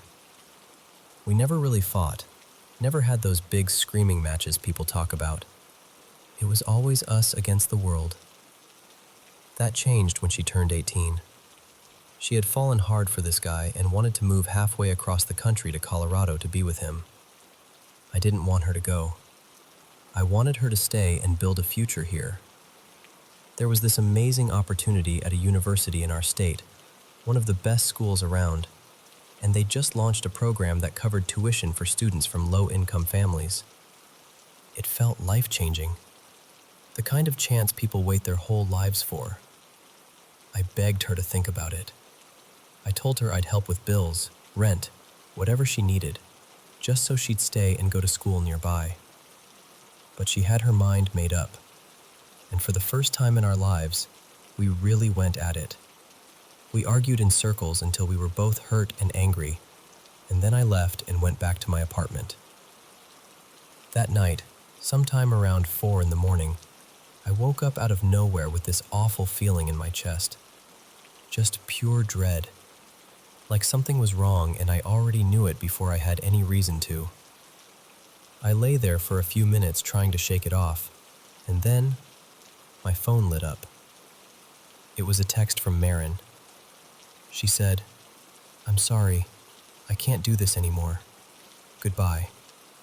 The second I read it, I called her. I remember saying, "Please don't do anything. Just stay there. I'm on my way." I threw on clothes and ran outside.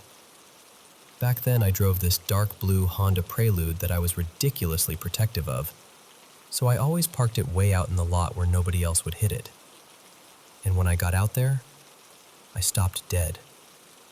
Above my car, maybe as high as the tops of the trees, there were crows. Not a few, not even a couple hundred, thousands of them. They were circling and diving and crying out so loudly it filled the whole parking lot. It felt unreal, ancient, almost biblical. I'd never seen anything like it before, and I haven't seen anything like it since. Even now, talking about it makes me emotional, because it didn't feel random. It felt like I had stepped into something I wasn't meant to fully understand. But I didn't have time to stand there and process it. I got in the car and drove straight to my mom's house. I stayed with Marin the whole day. I talked to her, sat with her, made sure she wasn't alone. I told her I loved her. I told her I was sorry about the fight. And I told her that if moving away was what she truly wanted, then she had my blessing. Nothing mattered more to me in that moment than keeping her here and keeping her safe. Later, I told a friend of mine about the crows. She was very spiritual, and she told me that a lot of people think crows are a bad sign, but in some traditions they're seen as protectors, as guardians, as messengers that show up when something in the unseen world is trying to watch over you. Maybe that's true. Maybe it isn't. All I know is this: what I saw that night did not feel ordinary. And in the middle of one of the worst moments of my life, it felt like something was there with me, watching, warning me, protecting her.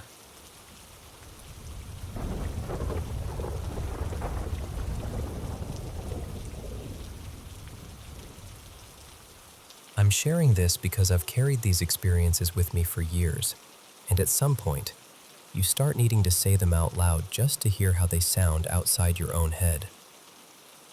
I'm not asking anyone to believe me blindly. I'm not even saying I understand all of it myself.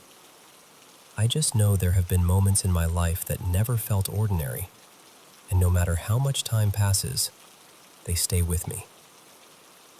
The first experience I remember clearly happened years ago when I was living in South Carolina. I was driving through a quiet neighborhood in the late afternoon, nothing unusual about the day at all, when I saw two enormous figures crossing ahead of me. They were impossibly tall, maybe 10 or 11 feet, thin and strange in a way that made my whole body go cold. I remember staring, trying to make sense of what I was seeing, and then in an instant, they weren't those figures anymore. They looked like deer, but not normal deer, far too large, almost unnatural. What unsettled me most was the feeling that they knew I had seen them. I can't explain why I felt that so strongly, but I did. Over the years, there have been other things that made me wonder whether something has been happening to me for much longer than I realized. Whenever I go through airport security, I almost always trigger the scanner. It's never the same place twice. One time it's my shoulder, another time it's my leg, then my side. Even on back-to-back flights it changes. Maybe that means nothing. I know it could be coincidence. But after a while, you start noticing patterns that don't feel random. Then there are the dreams, or what I've always hesitated to call dreams. Just recently, I had one where I was face to face with a being that terrified me. I can still remember the feeling of looking at it, even though the details slip away when I try to hold on to them. What stayed with me was this deep, disturbing sense of familiarity, like I had seen it before somewhere beyond memory. That was the part I couldn't shake. There's also something from when I was a teenager in Nevada that has never left me. I was around 16, home with my younger siblings one evening while my mother was out. We noticed strange lights through the kitchen window. At first, I laughed and joked that maybe it was aliens, because that felt easier than admitting how odd the lights really were. They were not like headlights, not like a helicopter, not like anything familiar. The lights moved closer until they seemed to hover a couple houses away. Against all common sense, I decided to go outside and take a closer look. Our shepherd mix came with me, and he was always protective, always the kind of dog who stood his ground. But when we got near enough to see it, I froze. The only way I can describe it is that it looked like a saucer-shaped craft, hanging there silently. My dog started out barking and growling, then suddenly everything changed. He began whining like he was terrified, then turned and bolted. That alone scared me more than anything, because it was completely unlike him. I ran too. I didn't stay long enough to understand what I had seen. I just knew I needed to get away. What makes that memory even harder is that my dog disappeared less than a week later. Maybe that was unrelated. Maybe it wasn't. I've gone back and forth on that for years, so that's why I'm telling this now. I don't have all the answers. I don't have complete memories, only fragments and feelings and moments that never made sense to me. But after carrying this for so long, I can't ignore how real it has felt in my life. I'm just wondering whether anyone else has experienced something like this. Something they couldn't fully explain but couldn't forget either.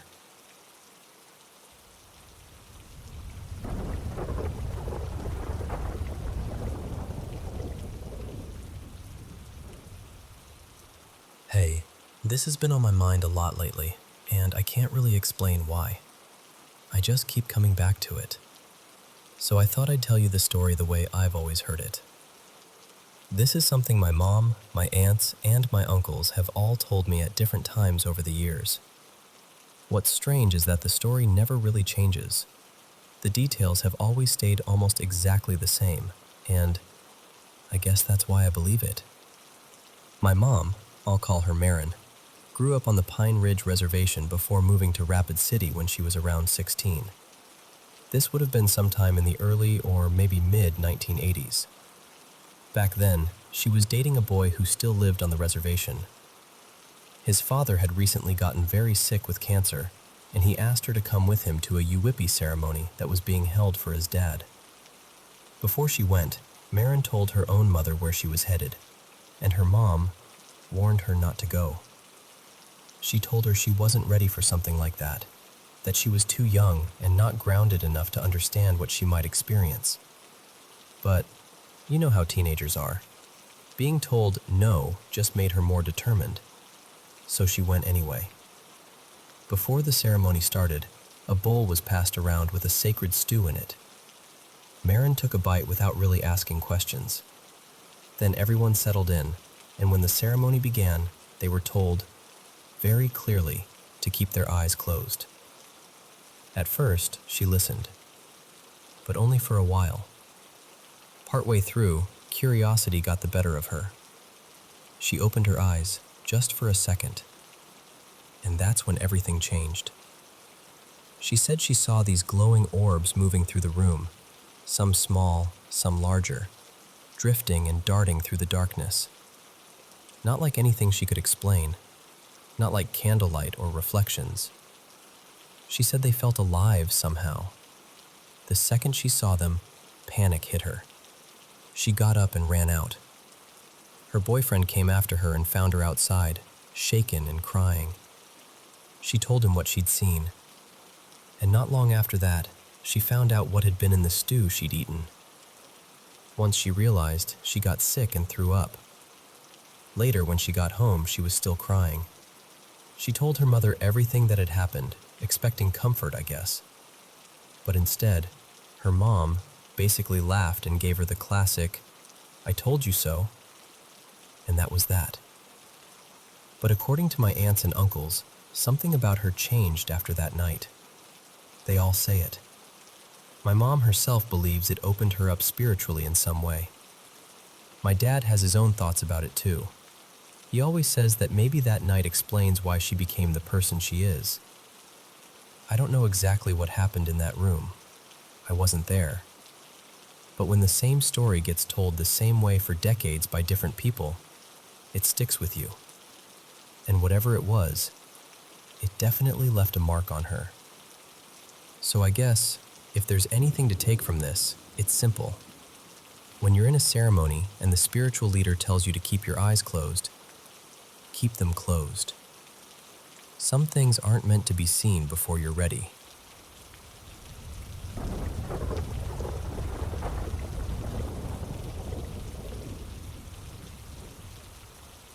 So, I've actually got two strange stories for you. One happened to a coworker of mine, and the other happened to me personally. And honestly, both of them have stuck with me for years because I still can't fully explain either one. The first story came up during the work-from-home days, back when everyone was doing those casual video calls just to feel a little less isolated. After one of those hangouts, my coworker, I'll call him Mark, shared this story about a harmonica he had in high school. Apparently, Mark owned this pretty unusual harmonica in the key of G, which wasn't something you saw every day. It was expensive too, not the kind of thing someone would casually replace. One night, he was hanging out with friends at school, and at some point, he set the harmonica down underneath this trophy case. Later, before heading home, he picked it back up and put it in his pocket. Simple enough. But then, the next day, one of his friends came running up to him and handed him what he said was Mark's harmonica, the one he had supposedly left under the trophy display. The weird part was, Mark already had his harmonica. So he checked them both. Same rare key, same make and model. Even stranger, both of them had that same slight bend, like they'd both been sat on in someone's back pocket. The only real difference he could find was in the little scuff marks and wear patterns. Those didn't match. So now he's standing there with two nearly identical, slightly bent, uncommon G-key harmonicas, one of which should not have existed. And sure, the rational explanations are obvious enough on paper. Maybe it was some elaborate prank, or maybe it was just one of those absurd coincidences life occasionally throws at you. But still, It's a very odd coincidence if that's all it was. The second story is mine, and this one bothers me even more because I was there, and I still can't make it sit right in my head. This happened sometime around the summer of 2000, maybe 2001. I'd gone hiking with my best friend and my sister. It was one of those ordinary summer days that should have been completely forgettable. But when we got back to my car, there was a key sitting right on the windshield. At first, I figured somebody had found a lost key and just left it there, assuming it belonged to my car. But when I picked it up, I realized it looked exactly like mine. It was a Ford key, with the physical key attached to one of those remote fobs with buttons for the doors, trunk, and panic alarm. It looked just like the set in my pocket. And I knew it wasn't mine because mine really was in my pocket. So I hit the panic button just to see what would happen, thinking maybe it belonged to some other Ford parked nearby. My car started blaring. That got my attention fast. So then I tried the physical key in my door, and it unlocked the car perfectly. I put it in the ignition, and the car started. Now, here's why that really shook me. When I bought that car used from the dealership, I distinctly remembered it coming with 4 sets of keys. 2 were just plain physical keys, and 2 had the electronic remotes. I kept 1 remote key on me and put the backups in places I'd remember.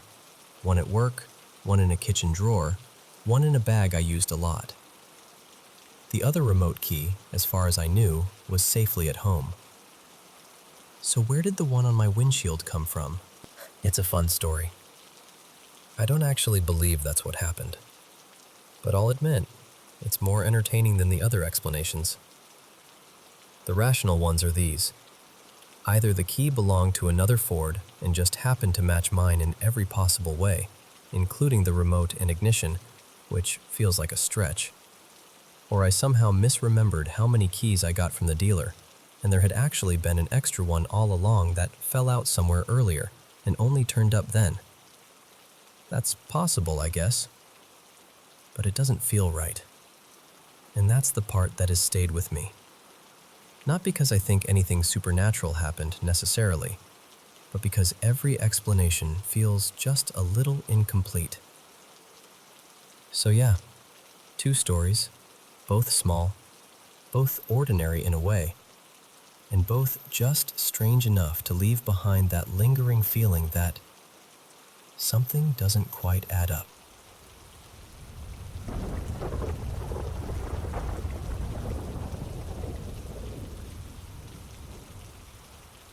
My name is Aaron Pugach Barrow, and I'm going to share a few experiences as clearly and honestly as I can.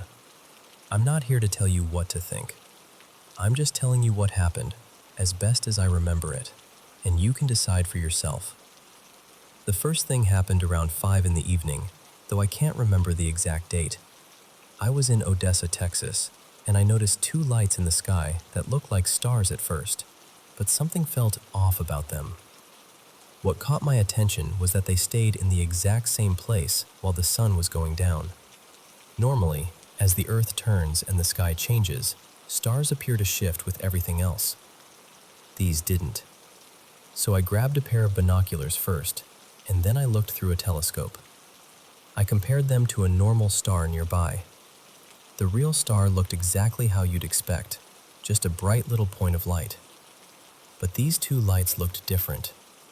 Each one appeared to have 3 separate points of light arranged in a triangle. They weren't sparkling like stars. They were steady. Just 3 dots. From a distance with the naked eye, they would have looked like single points of light, but through the telescope, they clearly didn't look normal. They never moved. They just stayed there, completely still, and then after a while, both of them slowly faded out. Then, sometime between a few days and about a week later, another incident happened, again in Odessa, around 3 or 3:30 in the morning. I was asleep when my brother came knocking at my door and woke me up. He told me something was hovering above the house. He said there was a light bright enough to illuminate the whole backyard, and he could also feel this strange air pressure along with a kind of low bass vibration. My mother woke up too, and that's important to me because she had work that morning. She would not have been awake at that hour unless something very unusual had actually happened.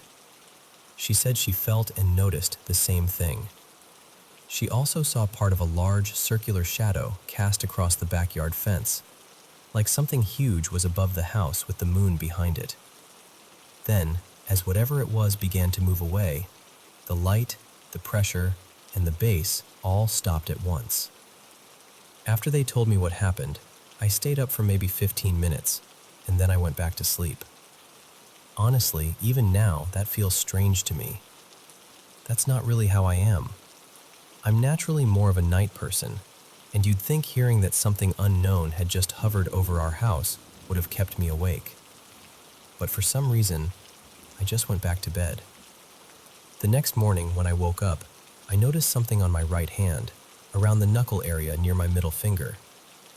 There were 3 small marks arranged in a triangle, almost like tiny punctures or little round scabs. They were clean looking, no blood, no swelling, no mess.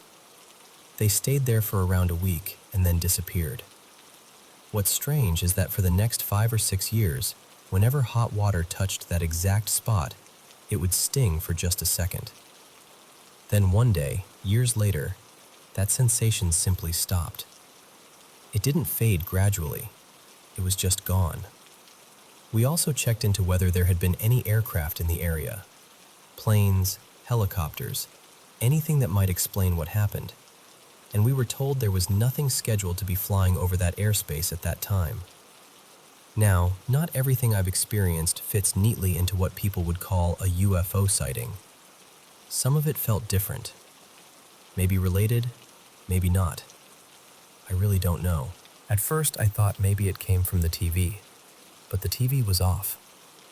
And even if something else had made a sound in the room, it wouldn't explain why it seemed to come through only one ear, so clearly and directly. Another experience happened in New Braunfels when I went tubing with my brother. While we were out on the water, my mother and grandfather were back at the hotel. At some point, my grandfather's phone suddenly displayed a photograph that seemed to be of me. The image was in sepia tone, and it showed what looked like me near some rough water, kneeling on what seemed like a square submerged platform, looking upward toward the camera. What made it so strange was the angle.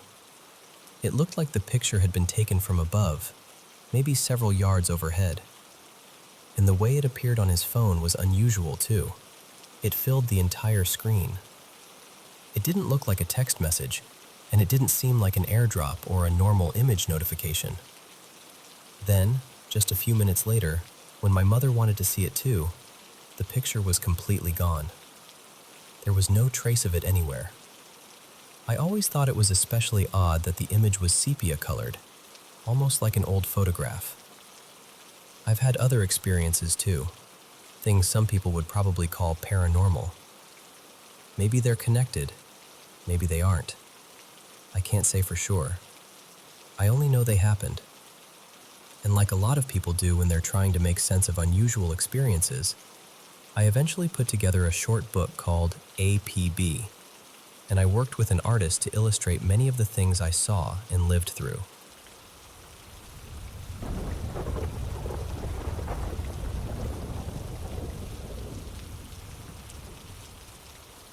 I think this happened either about a year ago or maybe 2.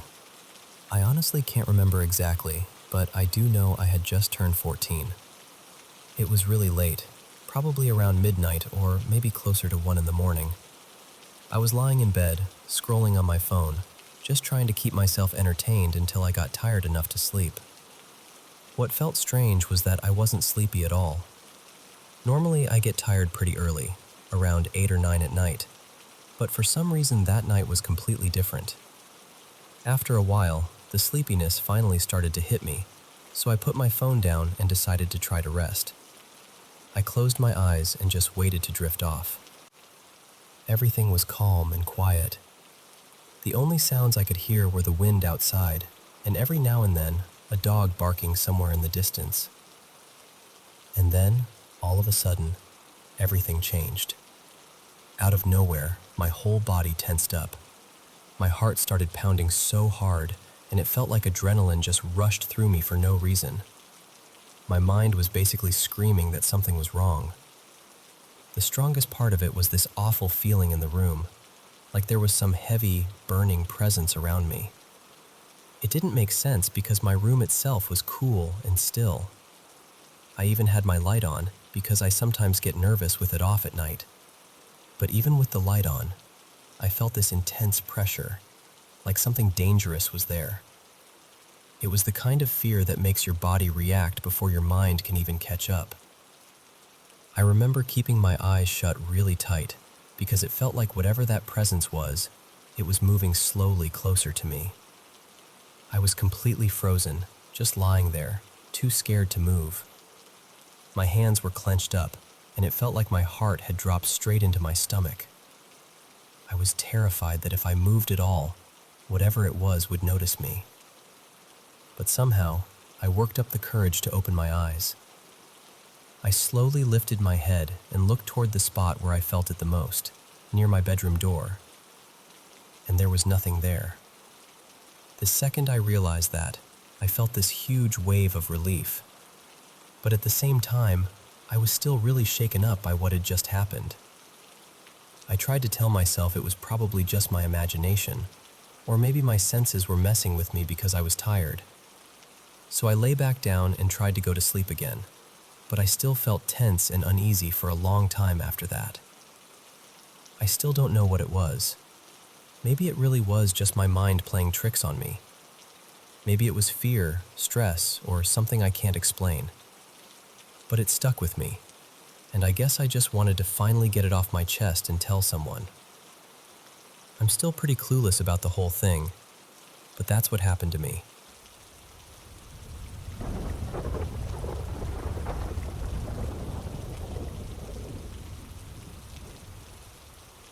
I've been carrying this around for a long time, and I think I finally need to say it out loud.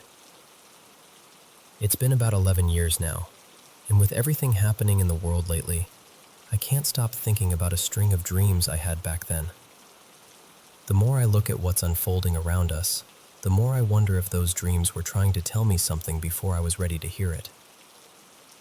I know this might sound unbelievable. I know some people will hear it and immediately dismiss it. But I'm being completely honest with you. I'm not exaggerating, and I'm not trying to make this into something dramatic. I'm just telling you exactly how it felt. Back in 2014, I went through a period where I became deeply drawn to spirituality. I was meditating a lot, going into really intense states of stillness, and I started feeling presences around me more strongly than ever before. That wasn't entirely new for me. I'd had that feeling since I was young, but during that year it became impossible to ignore. Around that same time, a few strange things happened that I still can't explain. One of the biggest was a bizarre object I saw in the sky. Something so unusual it genuinely changed the way I looked at reality. Then, just a few days later, I received a book in the mail called Secrets of the Cosmos. The strange part was that I never ordered it. It just showed up through a magazine subscription I used to have. And not long after that, the dreams began. I should mention this too because it matters. I don't drink, I don't smoke, and I don't use drugs. I was completely clear-headed through all of this. The first dream came near the end of 2014. In the dream, I suddenly become aware of myself standing beside my mother, who's lying sick in bed. We're in this apartment I don't recognize, somewhere high above a city, with this enormous window that looks out over everything. The place feels emotionally familiar somehow, but I know I've never actually been there. Then the sky changes. These pale, angular ships appear, bright, almost white, shaped in a way that felt unnatural and deliberate. Then more of them show up. Within moments, they start firing across the city. Darker ships rush in after them, and it turns into this full-scale battle in the sky. Missiles, smoke, panic, buildings shaking, just total chaos. And then one of the strikes hits our building. I can still remember the feeling of it, the shock, the noise, the confusion. I lose sight of my mother in the destruction, and when I look down, I realize part of my arm is gone. The pain felt so real that I woke up yelling. My actual arm was burning hot to the touch, bright red, like the dream had somehow followed me out of sleep. What stayed with me most was that the city didn't resemble anywhere I'd ever lived or visited. It was completely unfamiliar. The second dream happened a few months later, in early 2015. This time, I wake up inside the dream already dressed in military-looking clothes. I'm standing alone on a road, surrounded by thick forest, and the whole place feels tense, like something is already in motion and I'm late to it. Then I hear movement in the distance. I remember feeling exhausted in the dream, standing there watching, trying to decide whether I should reveal myself and ask them for help. But before I can do anything, I wake up. Then came the third dream, later in 2015, and this one was different from the others in a way that's hard to explain. I wasn't inside the dream as myself anymore. It was more like I was watching the world from outside it, almost like seeing Earth from a distance. I could sense humanity struggling to adapt to some enormous shift. There were crowds of displaced people, countries trying to respond, governments attempting to work together in some places, while others kept fighting over land and power. I vividly remember South America being in turmoil, especially Brazil. And then, everything changes. A presence comes over me, gentle, powerful, calming in a way I've never felt before or since.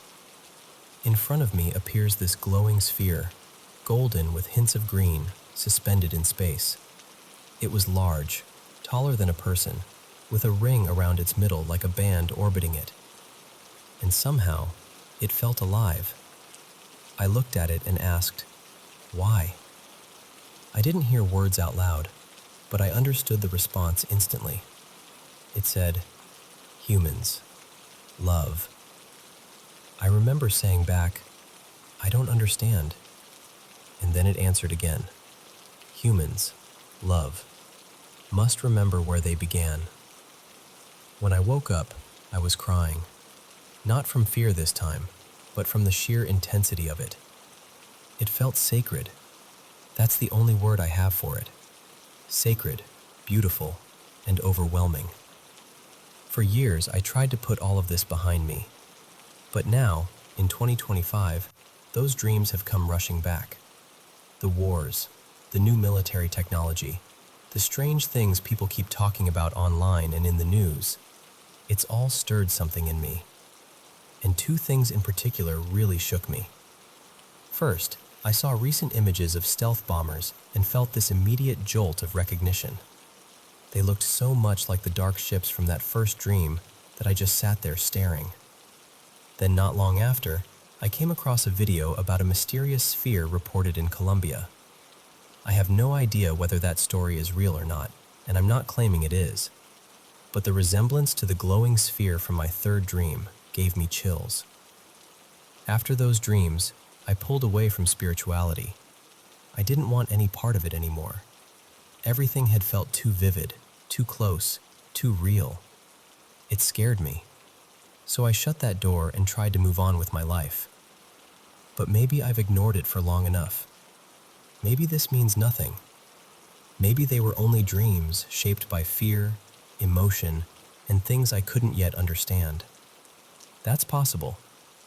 But maybe they were something more. Maybe someone hearing this has experienced something similar and never told anyone either. I don't know what any of it means. I really don't. I just know I couldn't keep it to myself anymore.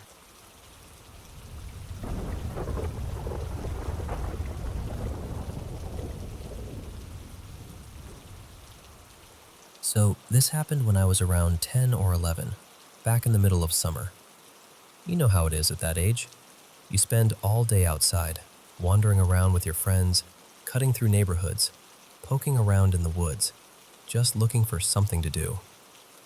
Behind our street, there was this stretch of land under the power lines, and I wasn't really supposed to go back there. A couple of summers earlier, I'd gotten bitten by a tick and ended up with Lyme disease.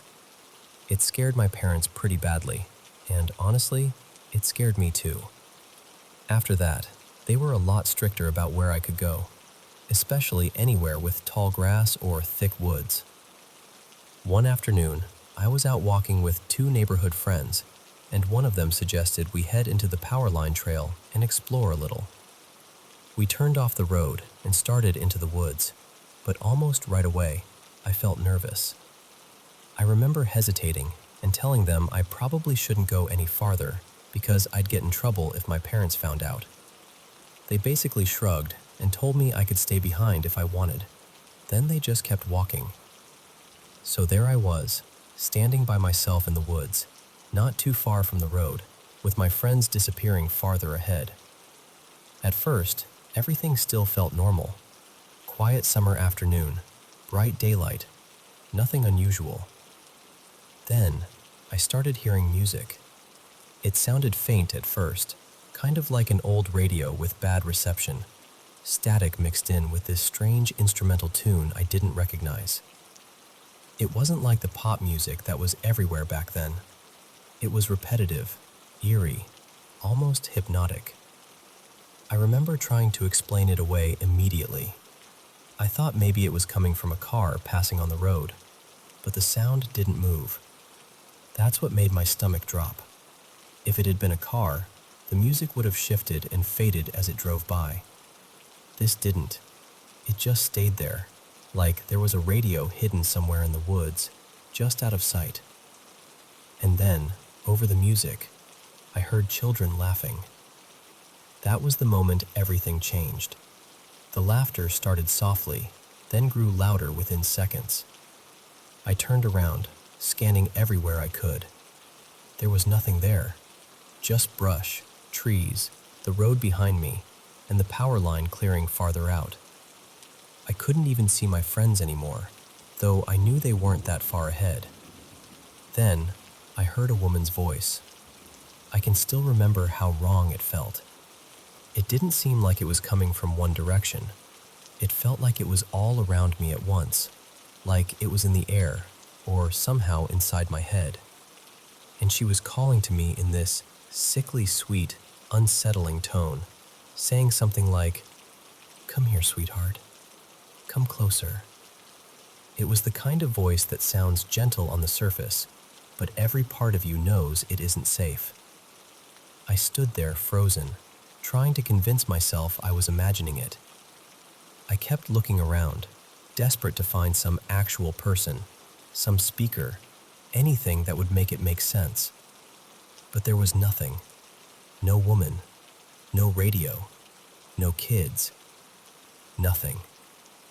Then I heard footsteps behind me, clear as day, leaves crunching. Slow, deliberate steps getting closer. I never saw anyone, not once, but that was enough. Every instinct in me just snapped, and I ran. I took off as fast as I could, straight toward where my friends had gone. Within seconds, I finally saw them ahead of me, just walking and talking like everything was completely normal. I know how this sounds, but I didn't dream it, and I didn't make it up. Years later, I even brought it up to one of those friends, and she remembered me running up to them completely panicked. Out of everything I can remember from childhood, that was the most terrifying thing that ever happened to me. And honestly, even now, I still can't explain it.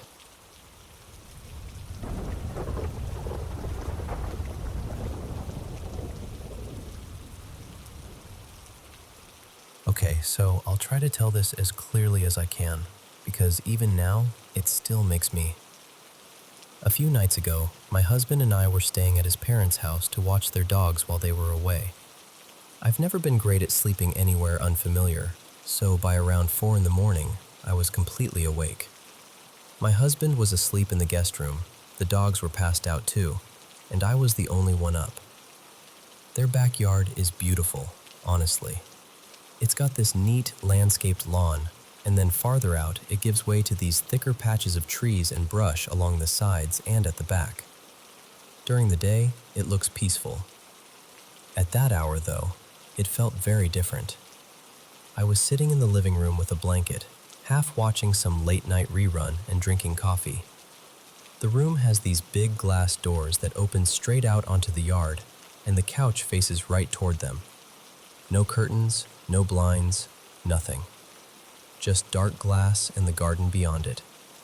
I vape, and since it's not my house, I'd been stepping outside every now and then to do that.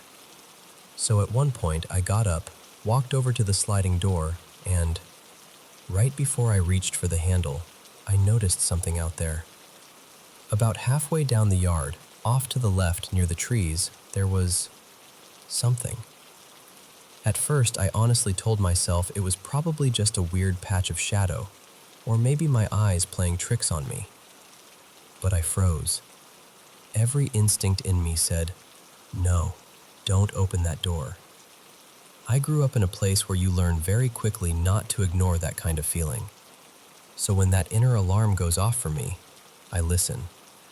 I didn't even question it. I just stopped. I stayed where I was and kept staring at it. Then I slowly backed up and turned off the TV so the reflection on the glass wouldn't block my view. Once the room went darker, I could see outside more clearly, and that only made it worse. It looked tall. Not just tall like a person standing in the yard. I mean impossibly tall. Taller than anyone should be. And what stood out most were these large, pointed ears, or something shaped like ears, sticking up from its head. I know how strange that sounds, but that's exactly what I saw. And it wasn't standing still. It had this slow, rocking motion, like something shifting its weight back and forth. Not moving with the wind, not like a branch. More deliberate than that. More aware. I remember just standing there, barely breathing, not knowing what to do. I didn't want to wake my husband and somehow make it worse, and I definitely didn't want to turn my back on whatever that was. So I just kept watching it. I have no idea for how long. It could have been a minute or 10. Then, suddenly, it was gone. Not like it ran off. Not like I saw it move behind a tree. It was just no longer there. By then, I was so rattled I gave up on going outside at all. I ended up vaping near the kitchen window like a teenager breaking rules, which I'm not proud of, but there was no way I was stepping into that yard again in the dark. Once the sun started coming up, I felt a little better. I could finally see the whole yard clearly, every corner of it, and there was nothing there. No person, no animal, nothing that explained what I'd seen. Still, I stayed in that living room until morning, just watching and waiting for daylight to fully settle in. I didn't feel brave. I didn't feel dramatic either. I just felt deeply, unmistakably unsettled. And I still can't tell you what it was.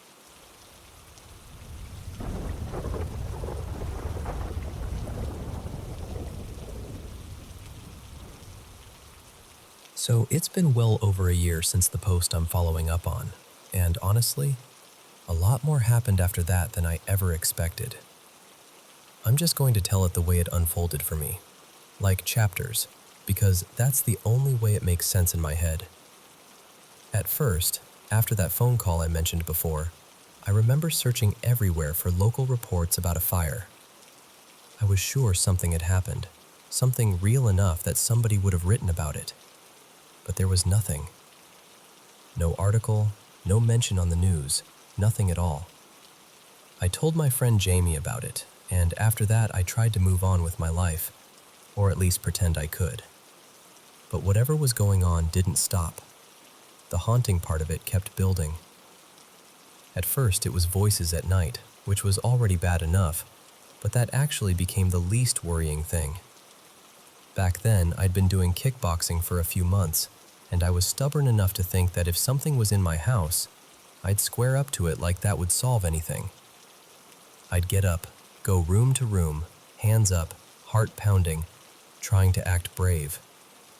Every single time, there was nothing there. And still, every morning after one of those nights, I'd wake up with fresh scratches on my right hand. Not huge ones, but enough to make me stop and stare. Then weird things started happening around us too. Bathroom doors in both my house and Jamie's place came loose and slammed down hard enough that they nearly hit us. There were other things too, strange little incidents, but some of them blur together now because at the time, I was just trying to get through it. Eventually, both of us got to the point where we knew we had to do something. We couldn't keep pretending it would just fade away on its own. So one afternoon, in broad daylight, we went back to that place.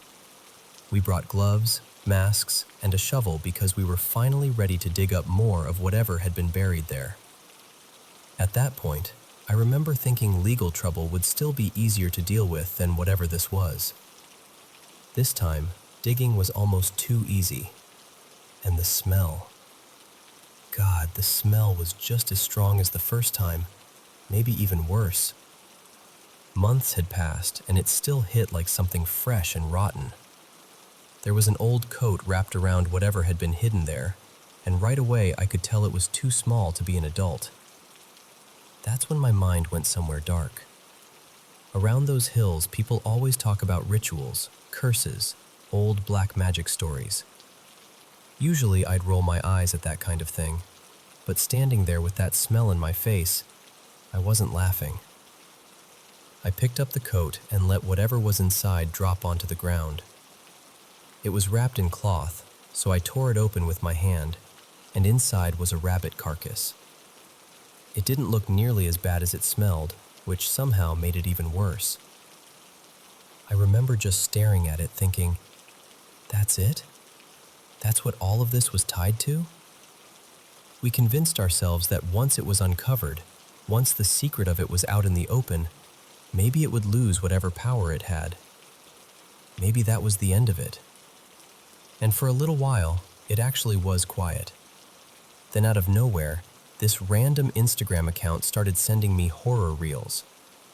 At first, I didn't think much of it because I like horror anyway, so I assumed one of my friends was messing with me. It felt annoying, maybe creepy, but still explainable. Then the account started messaging my friend Stefan too, and that's when it stopped feeling like a joke. But then the account brought up things Jame had never even heard from me. When I asked what it meant by "the stars fell," the answer I got was the tall dog. I still hate that name. And the worst part was how much that account seemed to know. Not surface level stuff, personal stuff. Things I had never really told anyone, including old urges and private struggles I don't even want to go into here. It knew things about me and about Stefan that shouldn't have been accessible to some stranger behind a burner account. That was the moment it really sank in for me that this probably wasn't a friend playing games. Then, after weeks of this bizarre pattern where the account would send us reels that somehow reflected our fears, our moods, or secrets it had no business knowing, the tall dog showed up again. This time I was alone. I had gone out to a smaller patch of woods I used to visit after long runs. It overlooked a beautiful view, tucked below an old church near ruins that always looked ancient to me. Maybe Greek, maybe something even older. It was one of those places I'd go to clear my head. Quiet, familiar, safe. Or at least I thought it was. And then I saw it. The tall dog. The second I recognized it, I knew this wasn't going to be like the first time. There was no one with me, no witness, no backup, nothing to make me feel grounded. Just me and that thing. And I ran. I mean, really ran. I've always been fast, but fear does something to your body. It turns every nerve into fuel. I tore down that path like my life depended on it, because in that moment, I believed it did. And I could hear something behind me. That sound is what I remember most. Not even seeing it, just hearing the pounding behind me and knowing I couldn't stop. I hit the main road and kept going, past a tennis court where people just turned and stared at me like I'd completely lost my mind. Honestly, I probably looked like I had, but I didn't care. I just kept moving until I was far enough away to finally slow down. By the time I stopped, I was shaking and trying to breathe, and that's when I noticed Stefan had called me. I answered and told him what had happened, and then he sent me screenshots from that Instagram account. The account had warned him I was in danger while it was happening. The timestamps matched. Exactly. That part still gets to me, because there was no normal explanation for how whoever ran that account could have known where I was, or even that I'd gone out there in the first place. And if I'm being honest, if I were Stefan hearing the story from the outside, I probably would have thought I sounded more suspicious than the account did. That's where everything changed for good. After that, the whole thing started feeling less like a creepy experience and more like we'd been dragged into some strange, half-real nightmare. The kind where you start out laughing at how ridiculous it sounds, and then one day, you realize you're not laughing anymore. And from there, it only got weirder. Way weirder. Almost to the point where it felt like we were turning into some low-budget paranormal team without meaning to. And that, honestly, is where the story takes a turn.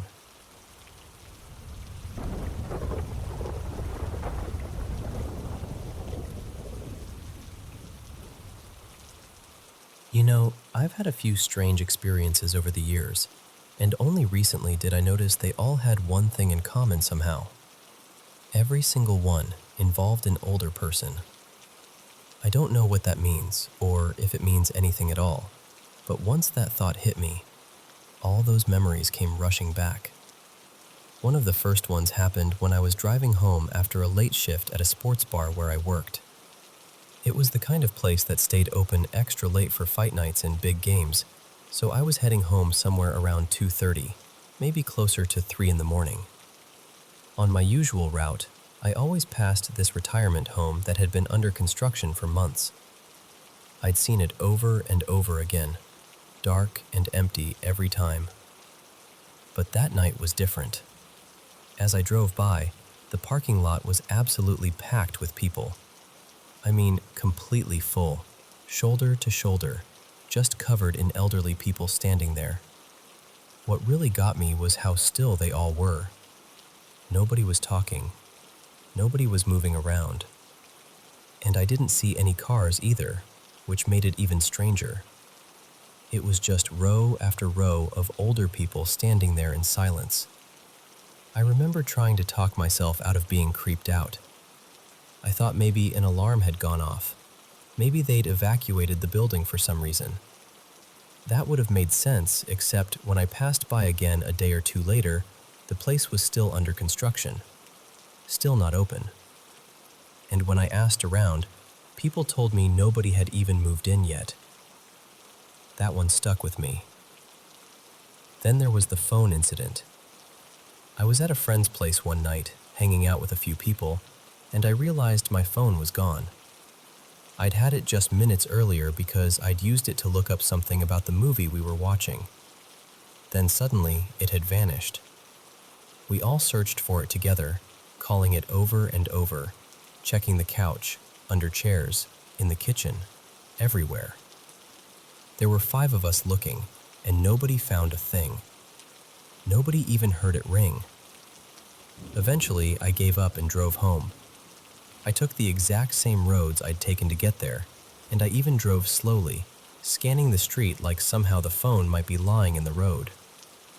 I checked my car again too. Nothing. The next morning, mostly out of desperation, I called it one more time using my brother's phone. And this time, someone answered. It was an older woman. Her voice was soft and calm, and she told me she'd found my phone the night before while walking her dog. I was shocked but relieved, so I explained it was mine and gave her my address. She said she'd bring it by. When she got there, she was perfectly polite, just handed it over like it was no big deal. I thanked her and asked where she'd found it. The street name she gave me made my stomach drop. It wasn't near my friend's house. It wasn't near my route home. It wasn't even close. It was on the opposite side of town, in a place I hadn't been anywhere near that night. I still can't make sense of that one. I've tried. Maybe somebody picked it up and carried it around before tossing it somewhere else. Maybe it fell into the weirdest chain of coincidences possible. But even now, that explanation feels flimsy. And then there's the one I think about the least, even though it might have unsettled me the most. This happened when I was younger, working my first grocery job, stocking shelves. I was focused on putting items away when this elderly woman suddenly walked up beside me and snapped, "Excuse me." Not in a normal way either. More like I'd offended her somehow. That was it. She never explained, never asked for help, never said my name. Nothing. But the second she walked off, something in me changed. I wasn't exactly scared, not in the usual sense, but this awful wave came over me all at once. It felt like all my energy had been drained out of me. I got hit with this heavy dread, like something was deeply wrong. My eyes started watering instantly, and I felt so sick I had to leave the aisle and sit down in the break room before I collapsed. I still don't know what happened in any of those moments. Maybe they're all explainable. Maybe they're just strange little accidents my brain never fully filed away. But every now and then, I think about how each one involved an older stranger, and I can't shake the feeling that there's something there I'm missing. Maybe there isn't, but I still think about them, probably more than I should.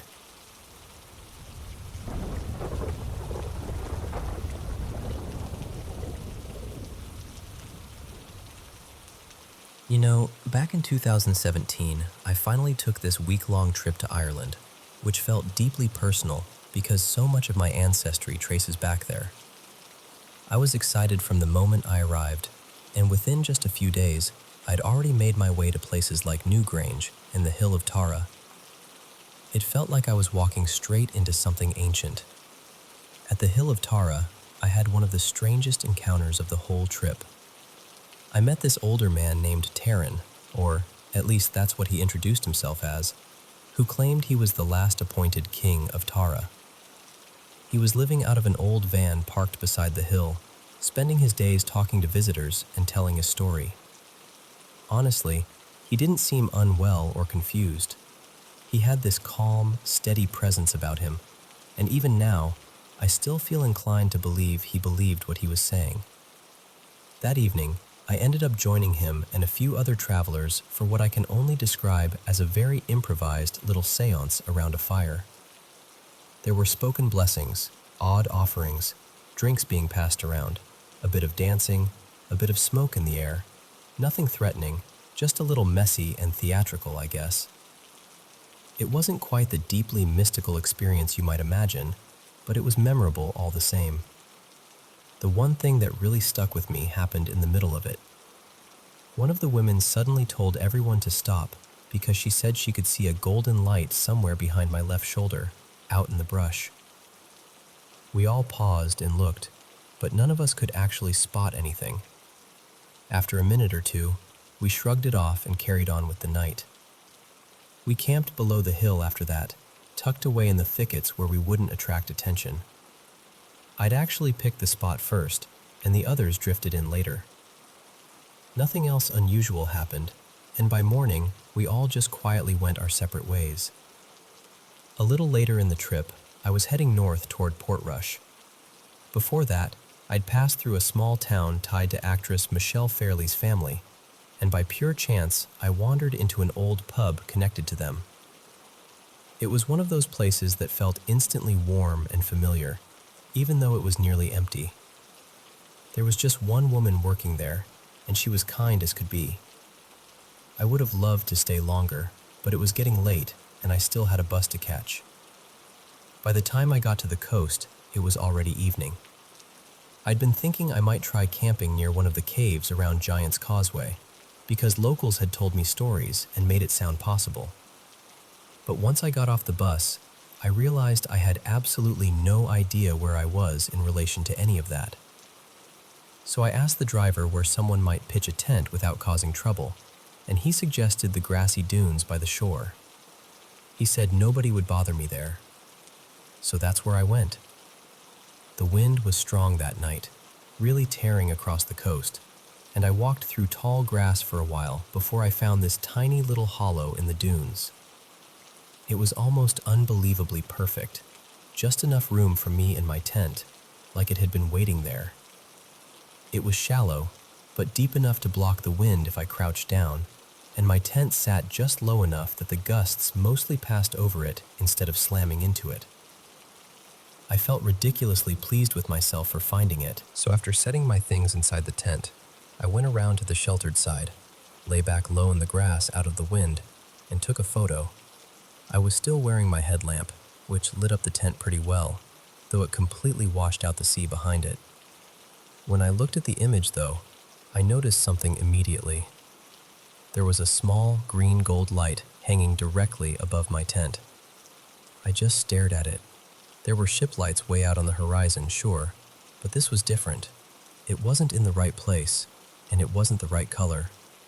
I got up and looked around with my headlamp, trying to find whatever it was, but there was nothing there. Then I switched the lamp off and stood there in the dark, letting my eyes adjust, and still, nothing. I couldn't see a thing with my own eyes. This all happened within seconds. I tried to reason it out. It didn't seem like an insect. The wind was far too strong, and I felt like I would have seen it in the beam.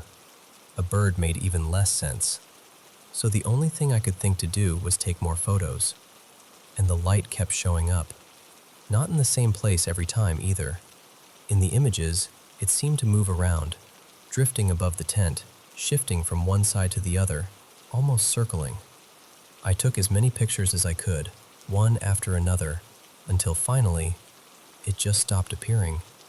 After that, every photo came out normal. I was unsettled, sure, but tired more than anything. And because I couldn't explain it, I did what most people probably do with things they can't explain.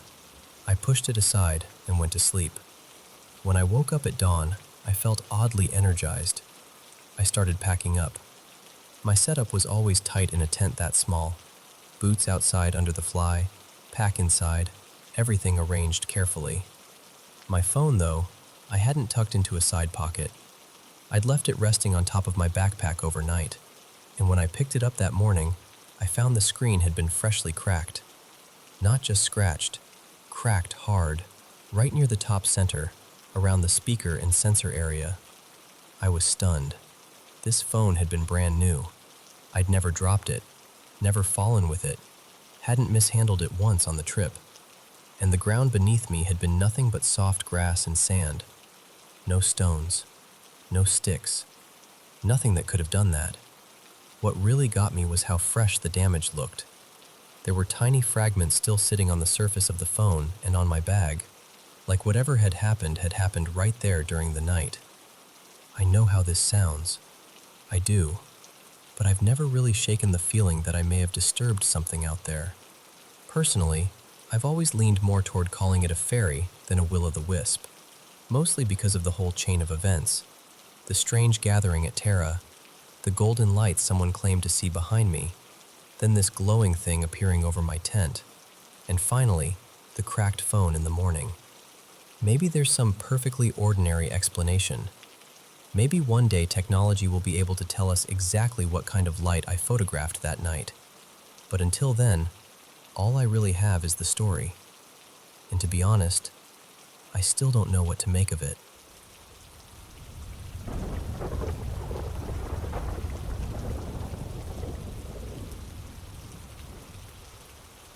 I want to tell you about something that started with my little sister, Mara. She was maybe 12 or 13 back then, and she was really into stories about skinwalkers and things like that. At the time, we had this old tree in the backyard with a tire swing hanging from it, and one night she was out there with a couple of her friends, just messing around like kids do. She told me she was sitting on that swing pretty late at night while her friends stood nearby, and all of a sudden they started acting strange. They kept telling her, "You need to come inside, right now." She said they sounded panicked, and they weren't really looking at her. They were staring off to the side of her, like they'd noticed something they didn't want to name out loud. After maybe a minute or two, they gave up trying to convince her and ran back toward the house, still standing in the doorway, begging her to come in. Mara said she'd kind of zoned out for a second, and when she finally snapped back to herself, she felt it before she saw it. She said it felt like there was something next to her that absolutely should not have been there. When she turned her head, she saw hooves first, then these long, bony legs that just looked wrong somehow, and skin that was this dirty, pale, faded white. She didn't scream. She didn't run right away. She told me she remembered reading somewhere that if you ever come across something like that, you're supposed to act like you didn't notice it. So she slowly got off the swing and started walking back toward the house like everything was normal. But then she heard it. A deep groan. And right after that, this awful cracking sound, like bones shifting or snapping into place. She kept walking. Then it got quiet, and a second later, she heard that same groan again, only this time it sounded just a few feet behind her. That's when she ran. She bolted the rest of the way to the house, and she said she was so scared she felt like she was about to burst into tears. Later that night, she and her friends stayed up talking about it for hours. Eventually, they all fell asleep in my room around 5 in the morning, mostly because my room had curtains and hers didn't. I wasn't even home that night, though. I'd stayed over at my grandma's house. But here's the part that really gets me. One of her friends said she woke up sometime around noon and saw me walk into the bathroom. She said I was wearing the same clothes I'd had on the day before when I left. At first, that sounds normal. Except when Mara woke up and realized I wasn't actually there, she called me. And I told her I'd never come home. I had stayed at my grandma's all night and was still there. That's one of the reasons I believe her. Not just because she's my sister and I know she wouldn't make something like that up and stick to it for years, but because I saw something myself not long after. It wasn't as intense as what happened to her, but it was close enough. Our place sits on a piece of land with a bunch of family houses scattered across it. 4 houses total, all belonging to relatives, all connected by trails that run through the woods and fields. One day, I was walking one of those trails behind the house. I came up on these 3 skinny trees that had bent over in this strange arch, almost like a tunnel. I stopped because it looked unnatural, like something had forced them that way. While I was standing there staring at them, I glanced off to my left, across this marshy patch of ground. On the other side, just beyond the wet grass and brush, I saw it. I didn't go after it. I didn't investigate. I turned around and went straight home. The strange thing was, I don't think it even noticed me. I saw it from the side, moving fast but stiffly, almost like its shoulders didn't move the way they should when something walks. That stuck with me. Then there was another night after Mara's first experience. She, one of her friends, and our dog were sitting in one of my dad's old trucks parked out back near that same tire swing. They were just hanging out, talking. She said she looked toward the woods and saw a white figure standing there, watching them. And the dog saw it too. That's what always gets me. She said the dog started whining and shaking right away. A couple minutes later, something tapped on the truck window. None of them were brave enough to look or respond. They just sat there frozen while the dog trembled harder and cried. They ended up locking the doors and staying in that truck until sunrise.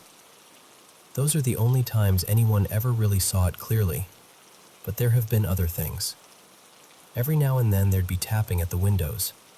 A few months ago, I fell asleep with my window open and woke up with this overwhelming feeling that someone was standing outside watching me. I stayed still at first, just listening. Then when I finally moved to shut the window and pull the curtains closed, I heard something move away from the side of the house. I'm the kind of person who usually confronts things head on. So I threw on some pants, grabbed a flashlight, and ran outside expecting to catch somebody. But there was nothing there. No person, no animal, nothing. There was another night too, where this low moaning sound came out of the woods behind the house. The closest thing I can compare it to is a cow, but wrong somehow, deeper and more drawn out. We didn't think too much of it at the time, but looking back, it feels worth mentioning. And honestly, the reason all of this got brought up again recently is because of something Mara told me happened just a few nights ago. She was lying in bed with her cat stretched out on her stomach, petting her while the cat purred. Her window was open behind the bed. After a while, the cat stopped purring and everything went quiet. Then, from outside that open window, Mara heard the exact same purring sound. Not close to it, not similar. The exact same sound, like someone had recorded her cat and was playing it back right there in the dark. She said she froze and waited, hoping it would stop.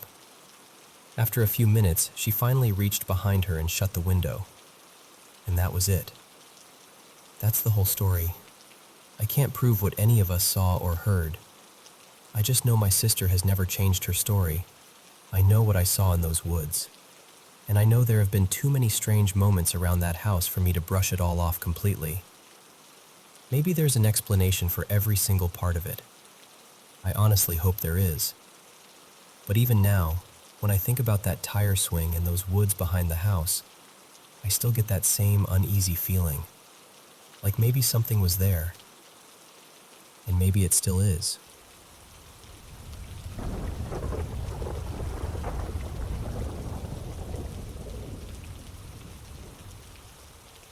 I was around 16, maybe 17, and I remember I'd been having one of those heavy, quiet days where everything just feels a little off. So I decided to go for a walk. Not far from where I lived, there was this huge island right in the middle of the city, out in Siberia. It felt wild in a way most places in town didn't. No little kiosks, no benches, no streetlights. Just a bridge leading onto it, one paved road cutting through, and the rest was mostly open nature. I knew that island well. I'd been there plenty of times, even late at night with friends, sitting around campfires, hanging out. It had never once felt threatening to me. That afternoon, it was maybe 3 or 4 o'clock, still broad daylight. I drifted off the main path without really thinking about it. I wasn't worried. The island wasn't that big. I knew my way around. There weren't any dangerous animals, and I had my phone on me. I was mostly just walking and thinking. Then, all of a sudden, I stepped into this place that felt like a small grove, and the second I saw it, something in me shifted. It's hard to explain properly, because nothing about it was obviously wrong. It was just a little clearing with trees ahead of me, and more trees behind them, like a tucked-away patch of woods.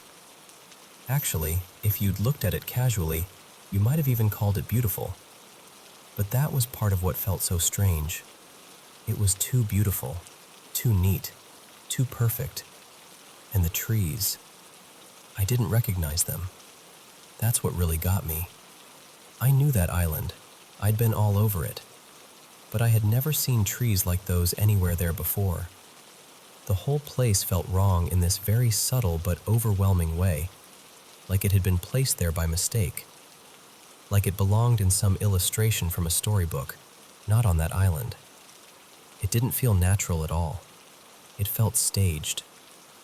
Everything around me went quiet too. Not normal quiet.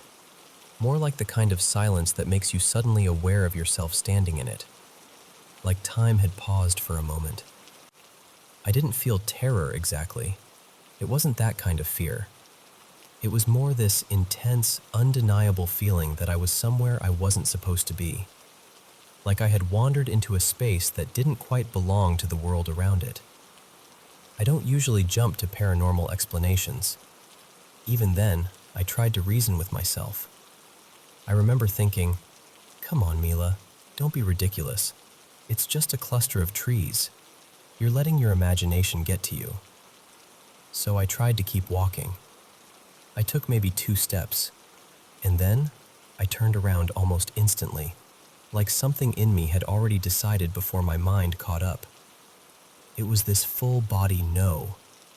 Not panic, not hysteria, just a deep, absolute refusal to go any farther. I left, finished the walk, and went home. Nothing else happened. But the part that stayed with me came later. I went back to that island many times after that. On one walk, I crossed nearly the whole thing, paying close attention to that side where I'd wandered that day. I really wanted to figure it out. I thought maybe I'd find the spot again and realize it had just been an ordinary patch of trees that had looked weird because I was in a strange mood. But I couldn't find it. What I noticed instead was that the trees on that side of the island were actually pretty sparse. You could see the city through them easily. There weren't any dense groves, no hidden little forested area like the one I remembered. Mostly just meadows, tall grass, and scattered clusters of trees. And not one of them looked like the trees I saw that day. That's what still bothers me. Because I know what I saw. I know what it felt like. I was standing in a much denser grove than anything that should have been there.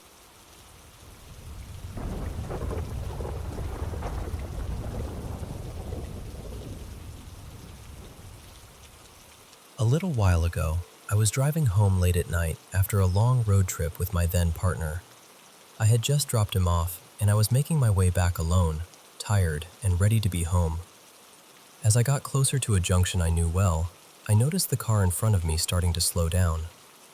It was the kind of busy intersection where some cars turn right and others continue straight, so slowing down there is normal. The driver ahead had their hazard lights on too, which caught my attention. They started slowing earlier than most people usually would, so I eased off as well. That was when I realized something was wrong. I pressed my brakes, and the car barely responded. At first, I was confused. I thought maybe I was imagining it, or maybe the car was just acting strangely for a second.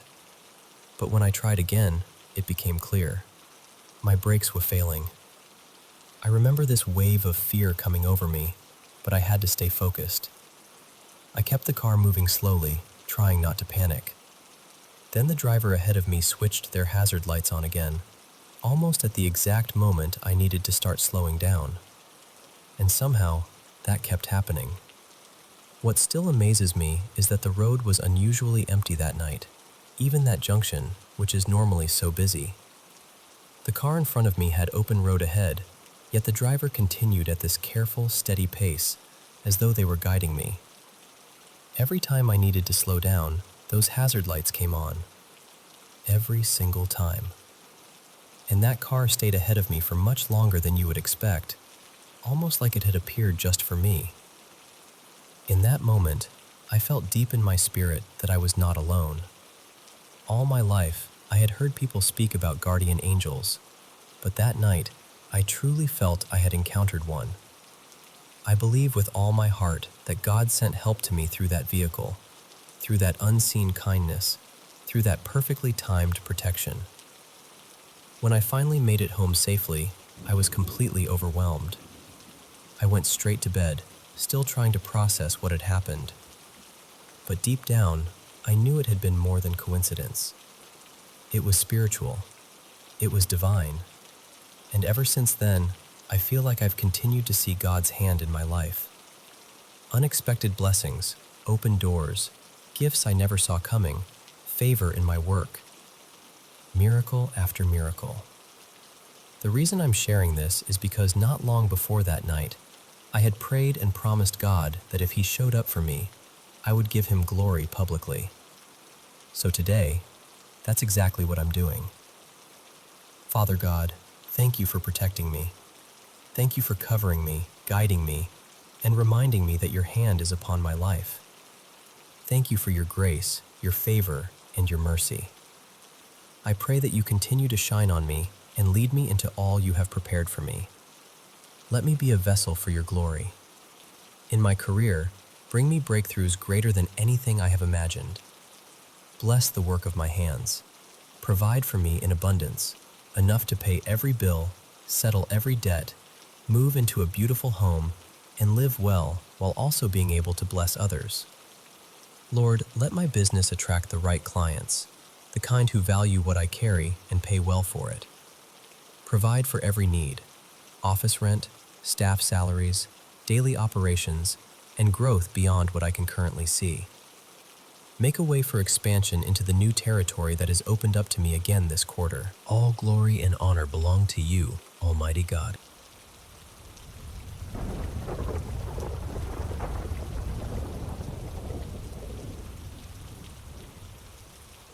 You know, I still think about this sometimes, even all these years later. When I was a kid, I was at a family party that had gone late into the night. It was one of those big, loud, happy gatherings where there were relatives everywhere, little kids still bouncing around in the inflatable jumper, and a bunch of adults in the backyard laughing, singing, and carrying on like the night was never going to end. The house had this long driveway running along the side, leading back to the garage, and from the backyard, you could still see the front gate pretty clearly. The jumper was set up near that gate on a patch of grass. I mention all that because the layout matters to how clearly I remember it. At some point, I was standing near the gate by myself, just kind of lingering there for no real reason. I looked up into the sky, and there it was. Right above the house was what I can only describe as a classic flying saucer. I know that sounds ridiculous, but that's exactly what it looked like. It had that smooth disc shape people always joke about, with lights circling around the edge, and it seemed to hover there in this eerie, silent way. I just stood there staring at it, trying to make sense of what I was seeing. Then, after a few seconds, it suddenly shot off toward the northeast, fast enough that it was gone almost instantly. The first thing I did was look over, and my sister Marisol was already staring up too. We looked at each other at the same time, and I asked her, "Did you see that?" She just nodded and said yes. That part has always stayed with me, because it wasn't just me. If it had only been me, I probably would have convinced myself eventually that I imagined it, or got caught up in being a kid at night under strange lights. But she saw it too, and when we looked around, all the other kids were still playing like nothing had happened. Nobody was pointing at the sky. Nobody was reacting. It felt so strange, like somehow only the two of us had noticed it.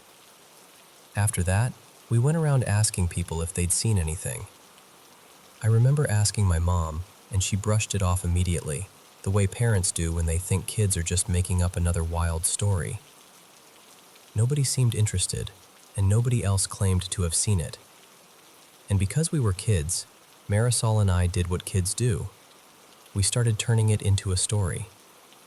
We came up with this idea that maybe it wasn't really a UFO at all, but some kind of magical ride, like something from a theme park, with people sitting inside it like it was a floating attraction from a commercial. I can still remember the images we made up in our heads, the way children naturally add color and wonder to anything mysterious. Eventually, the night moved on, and so did we.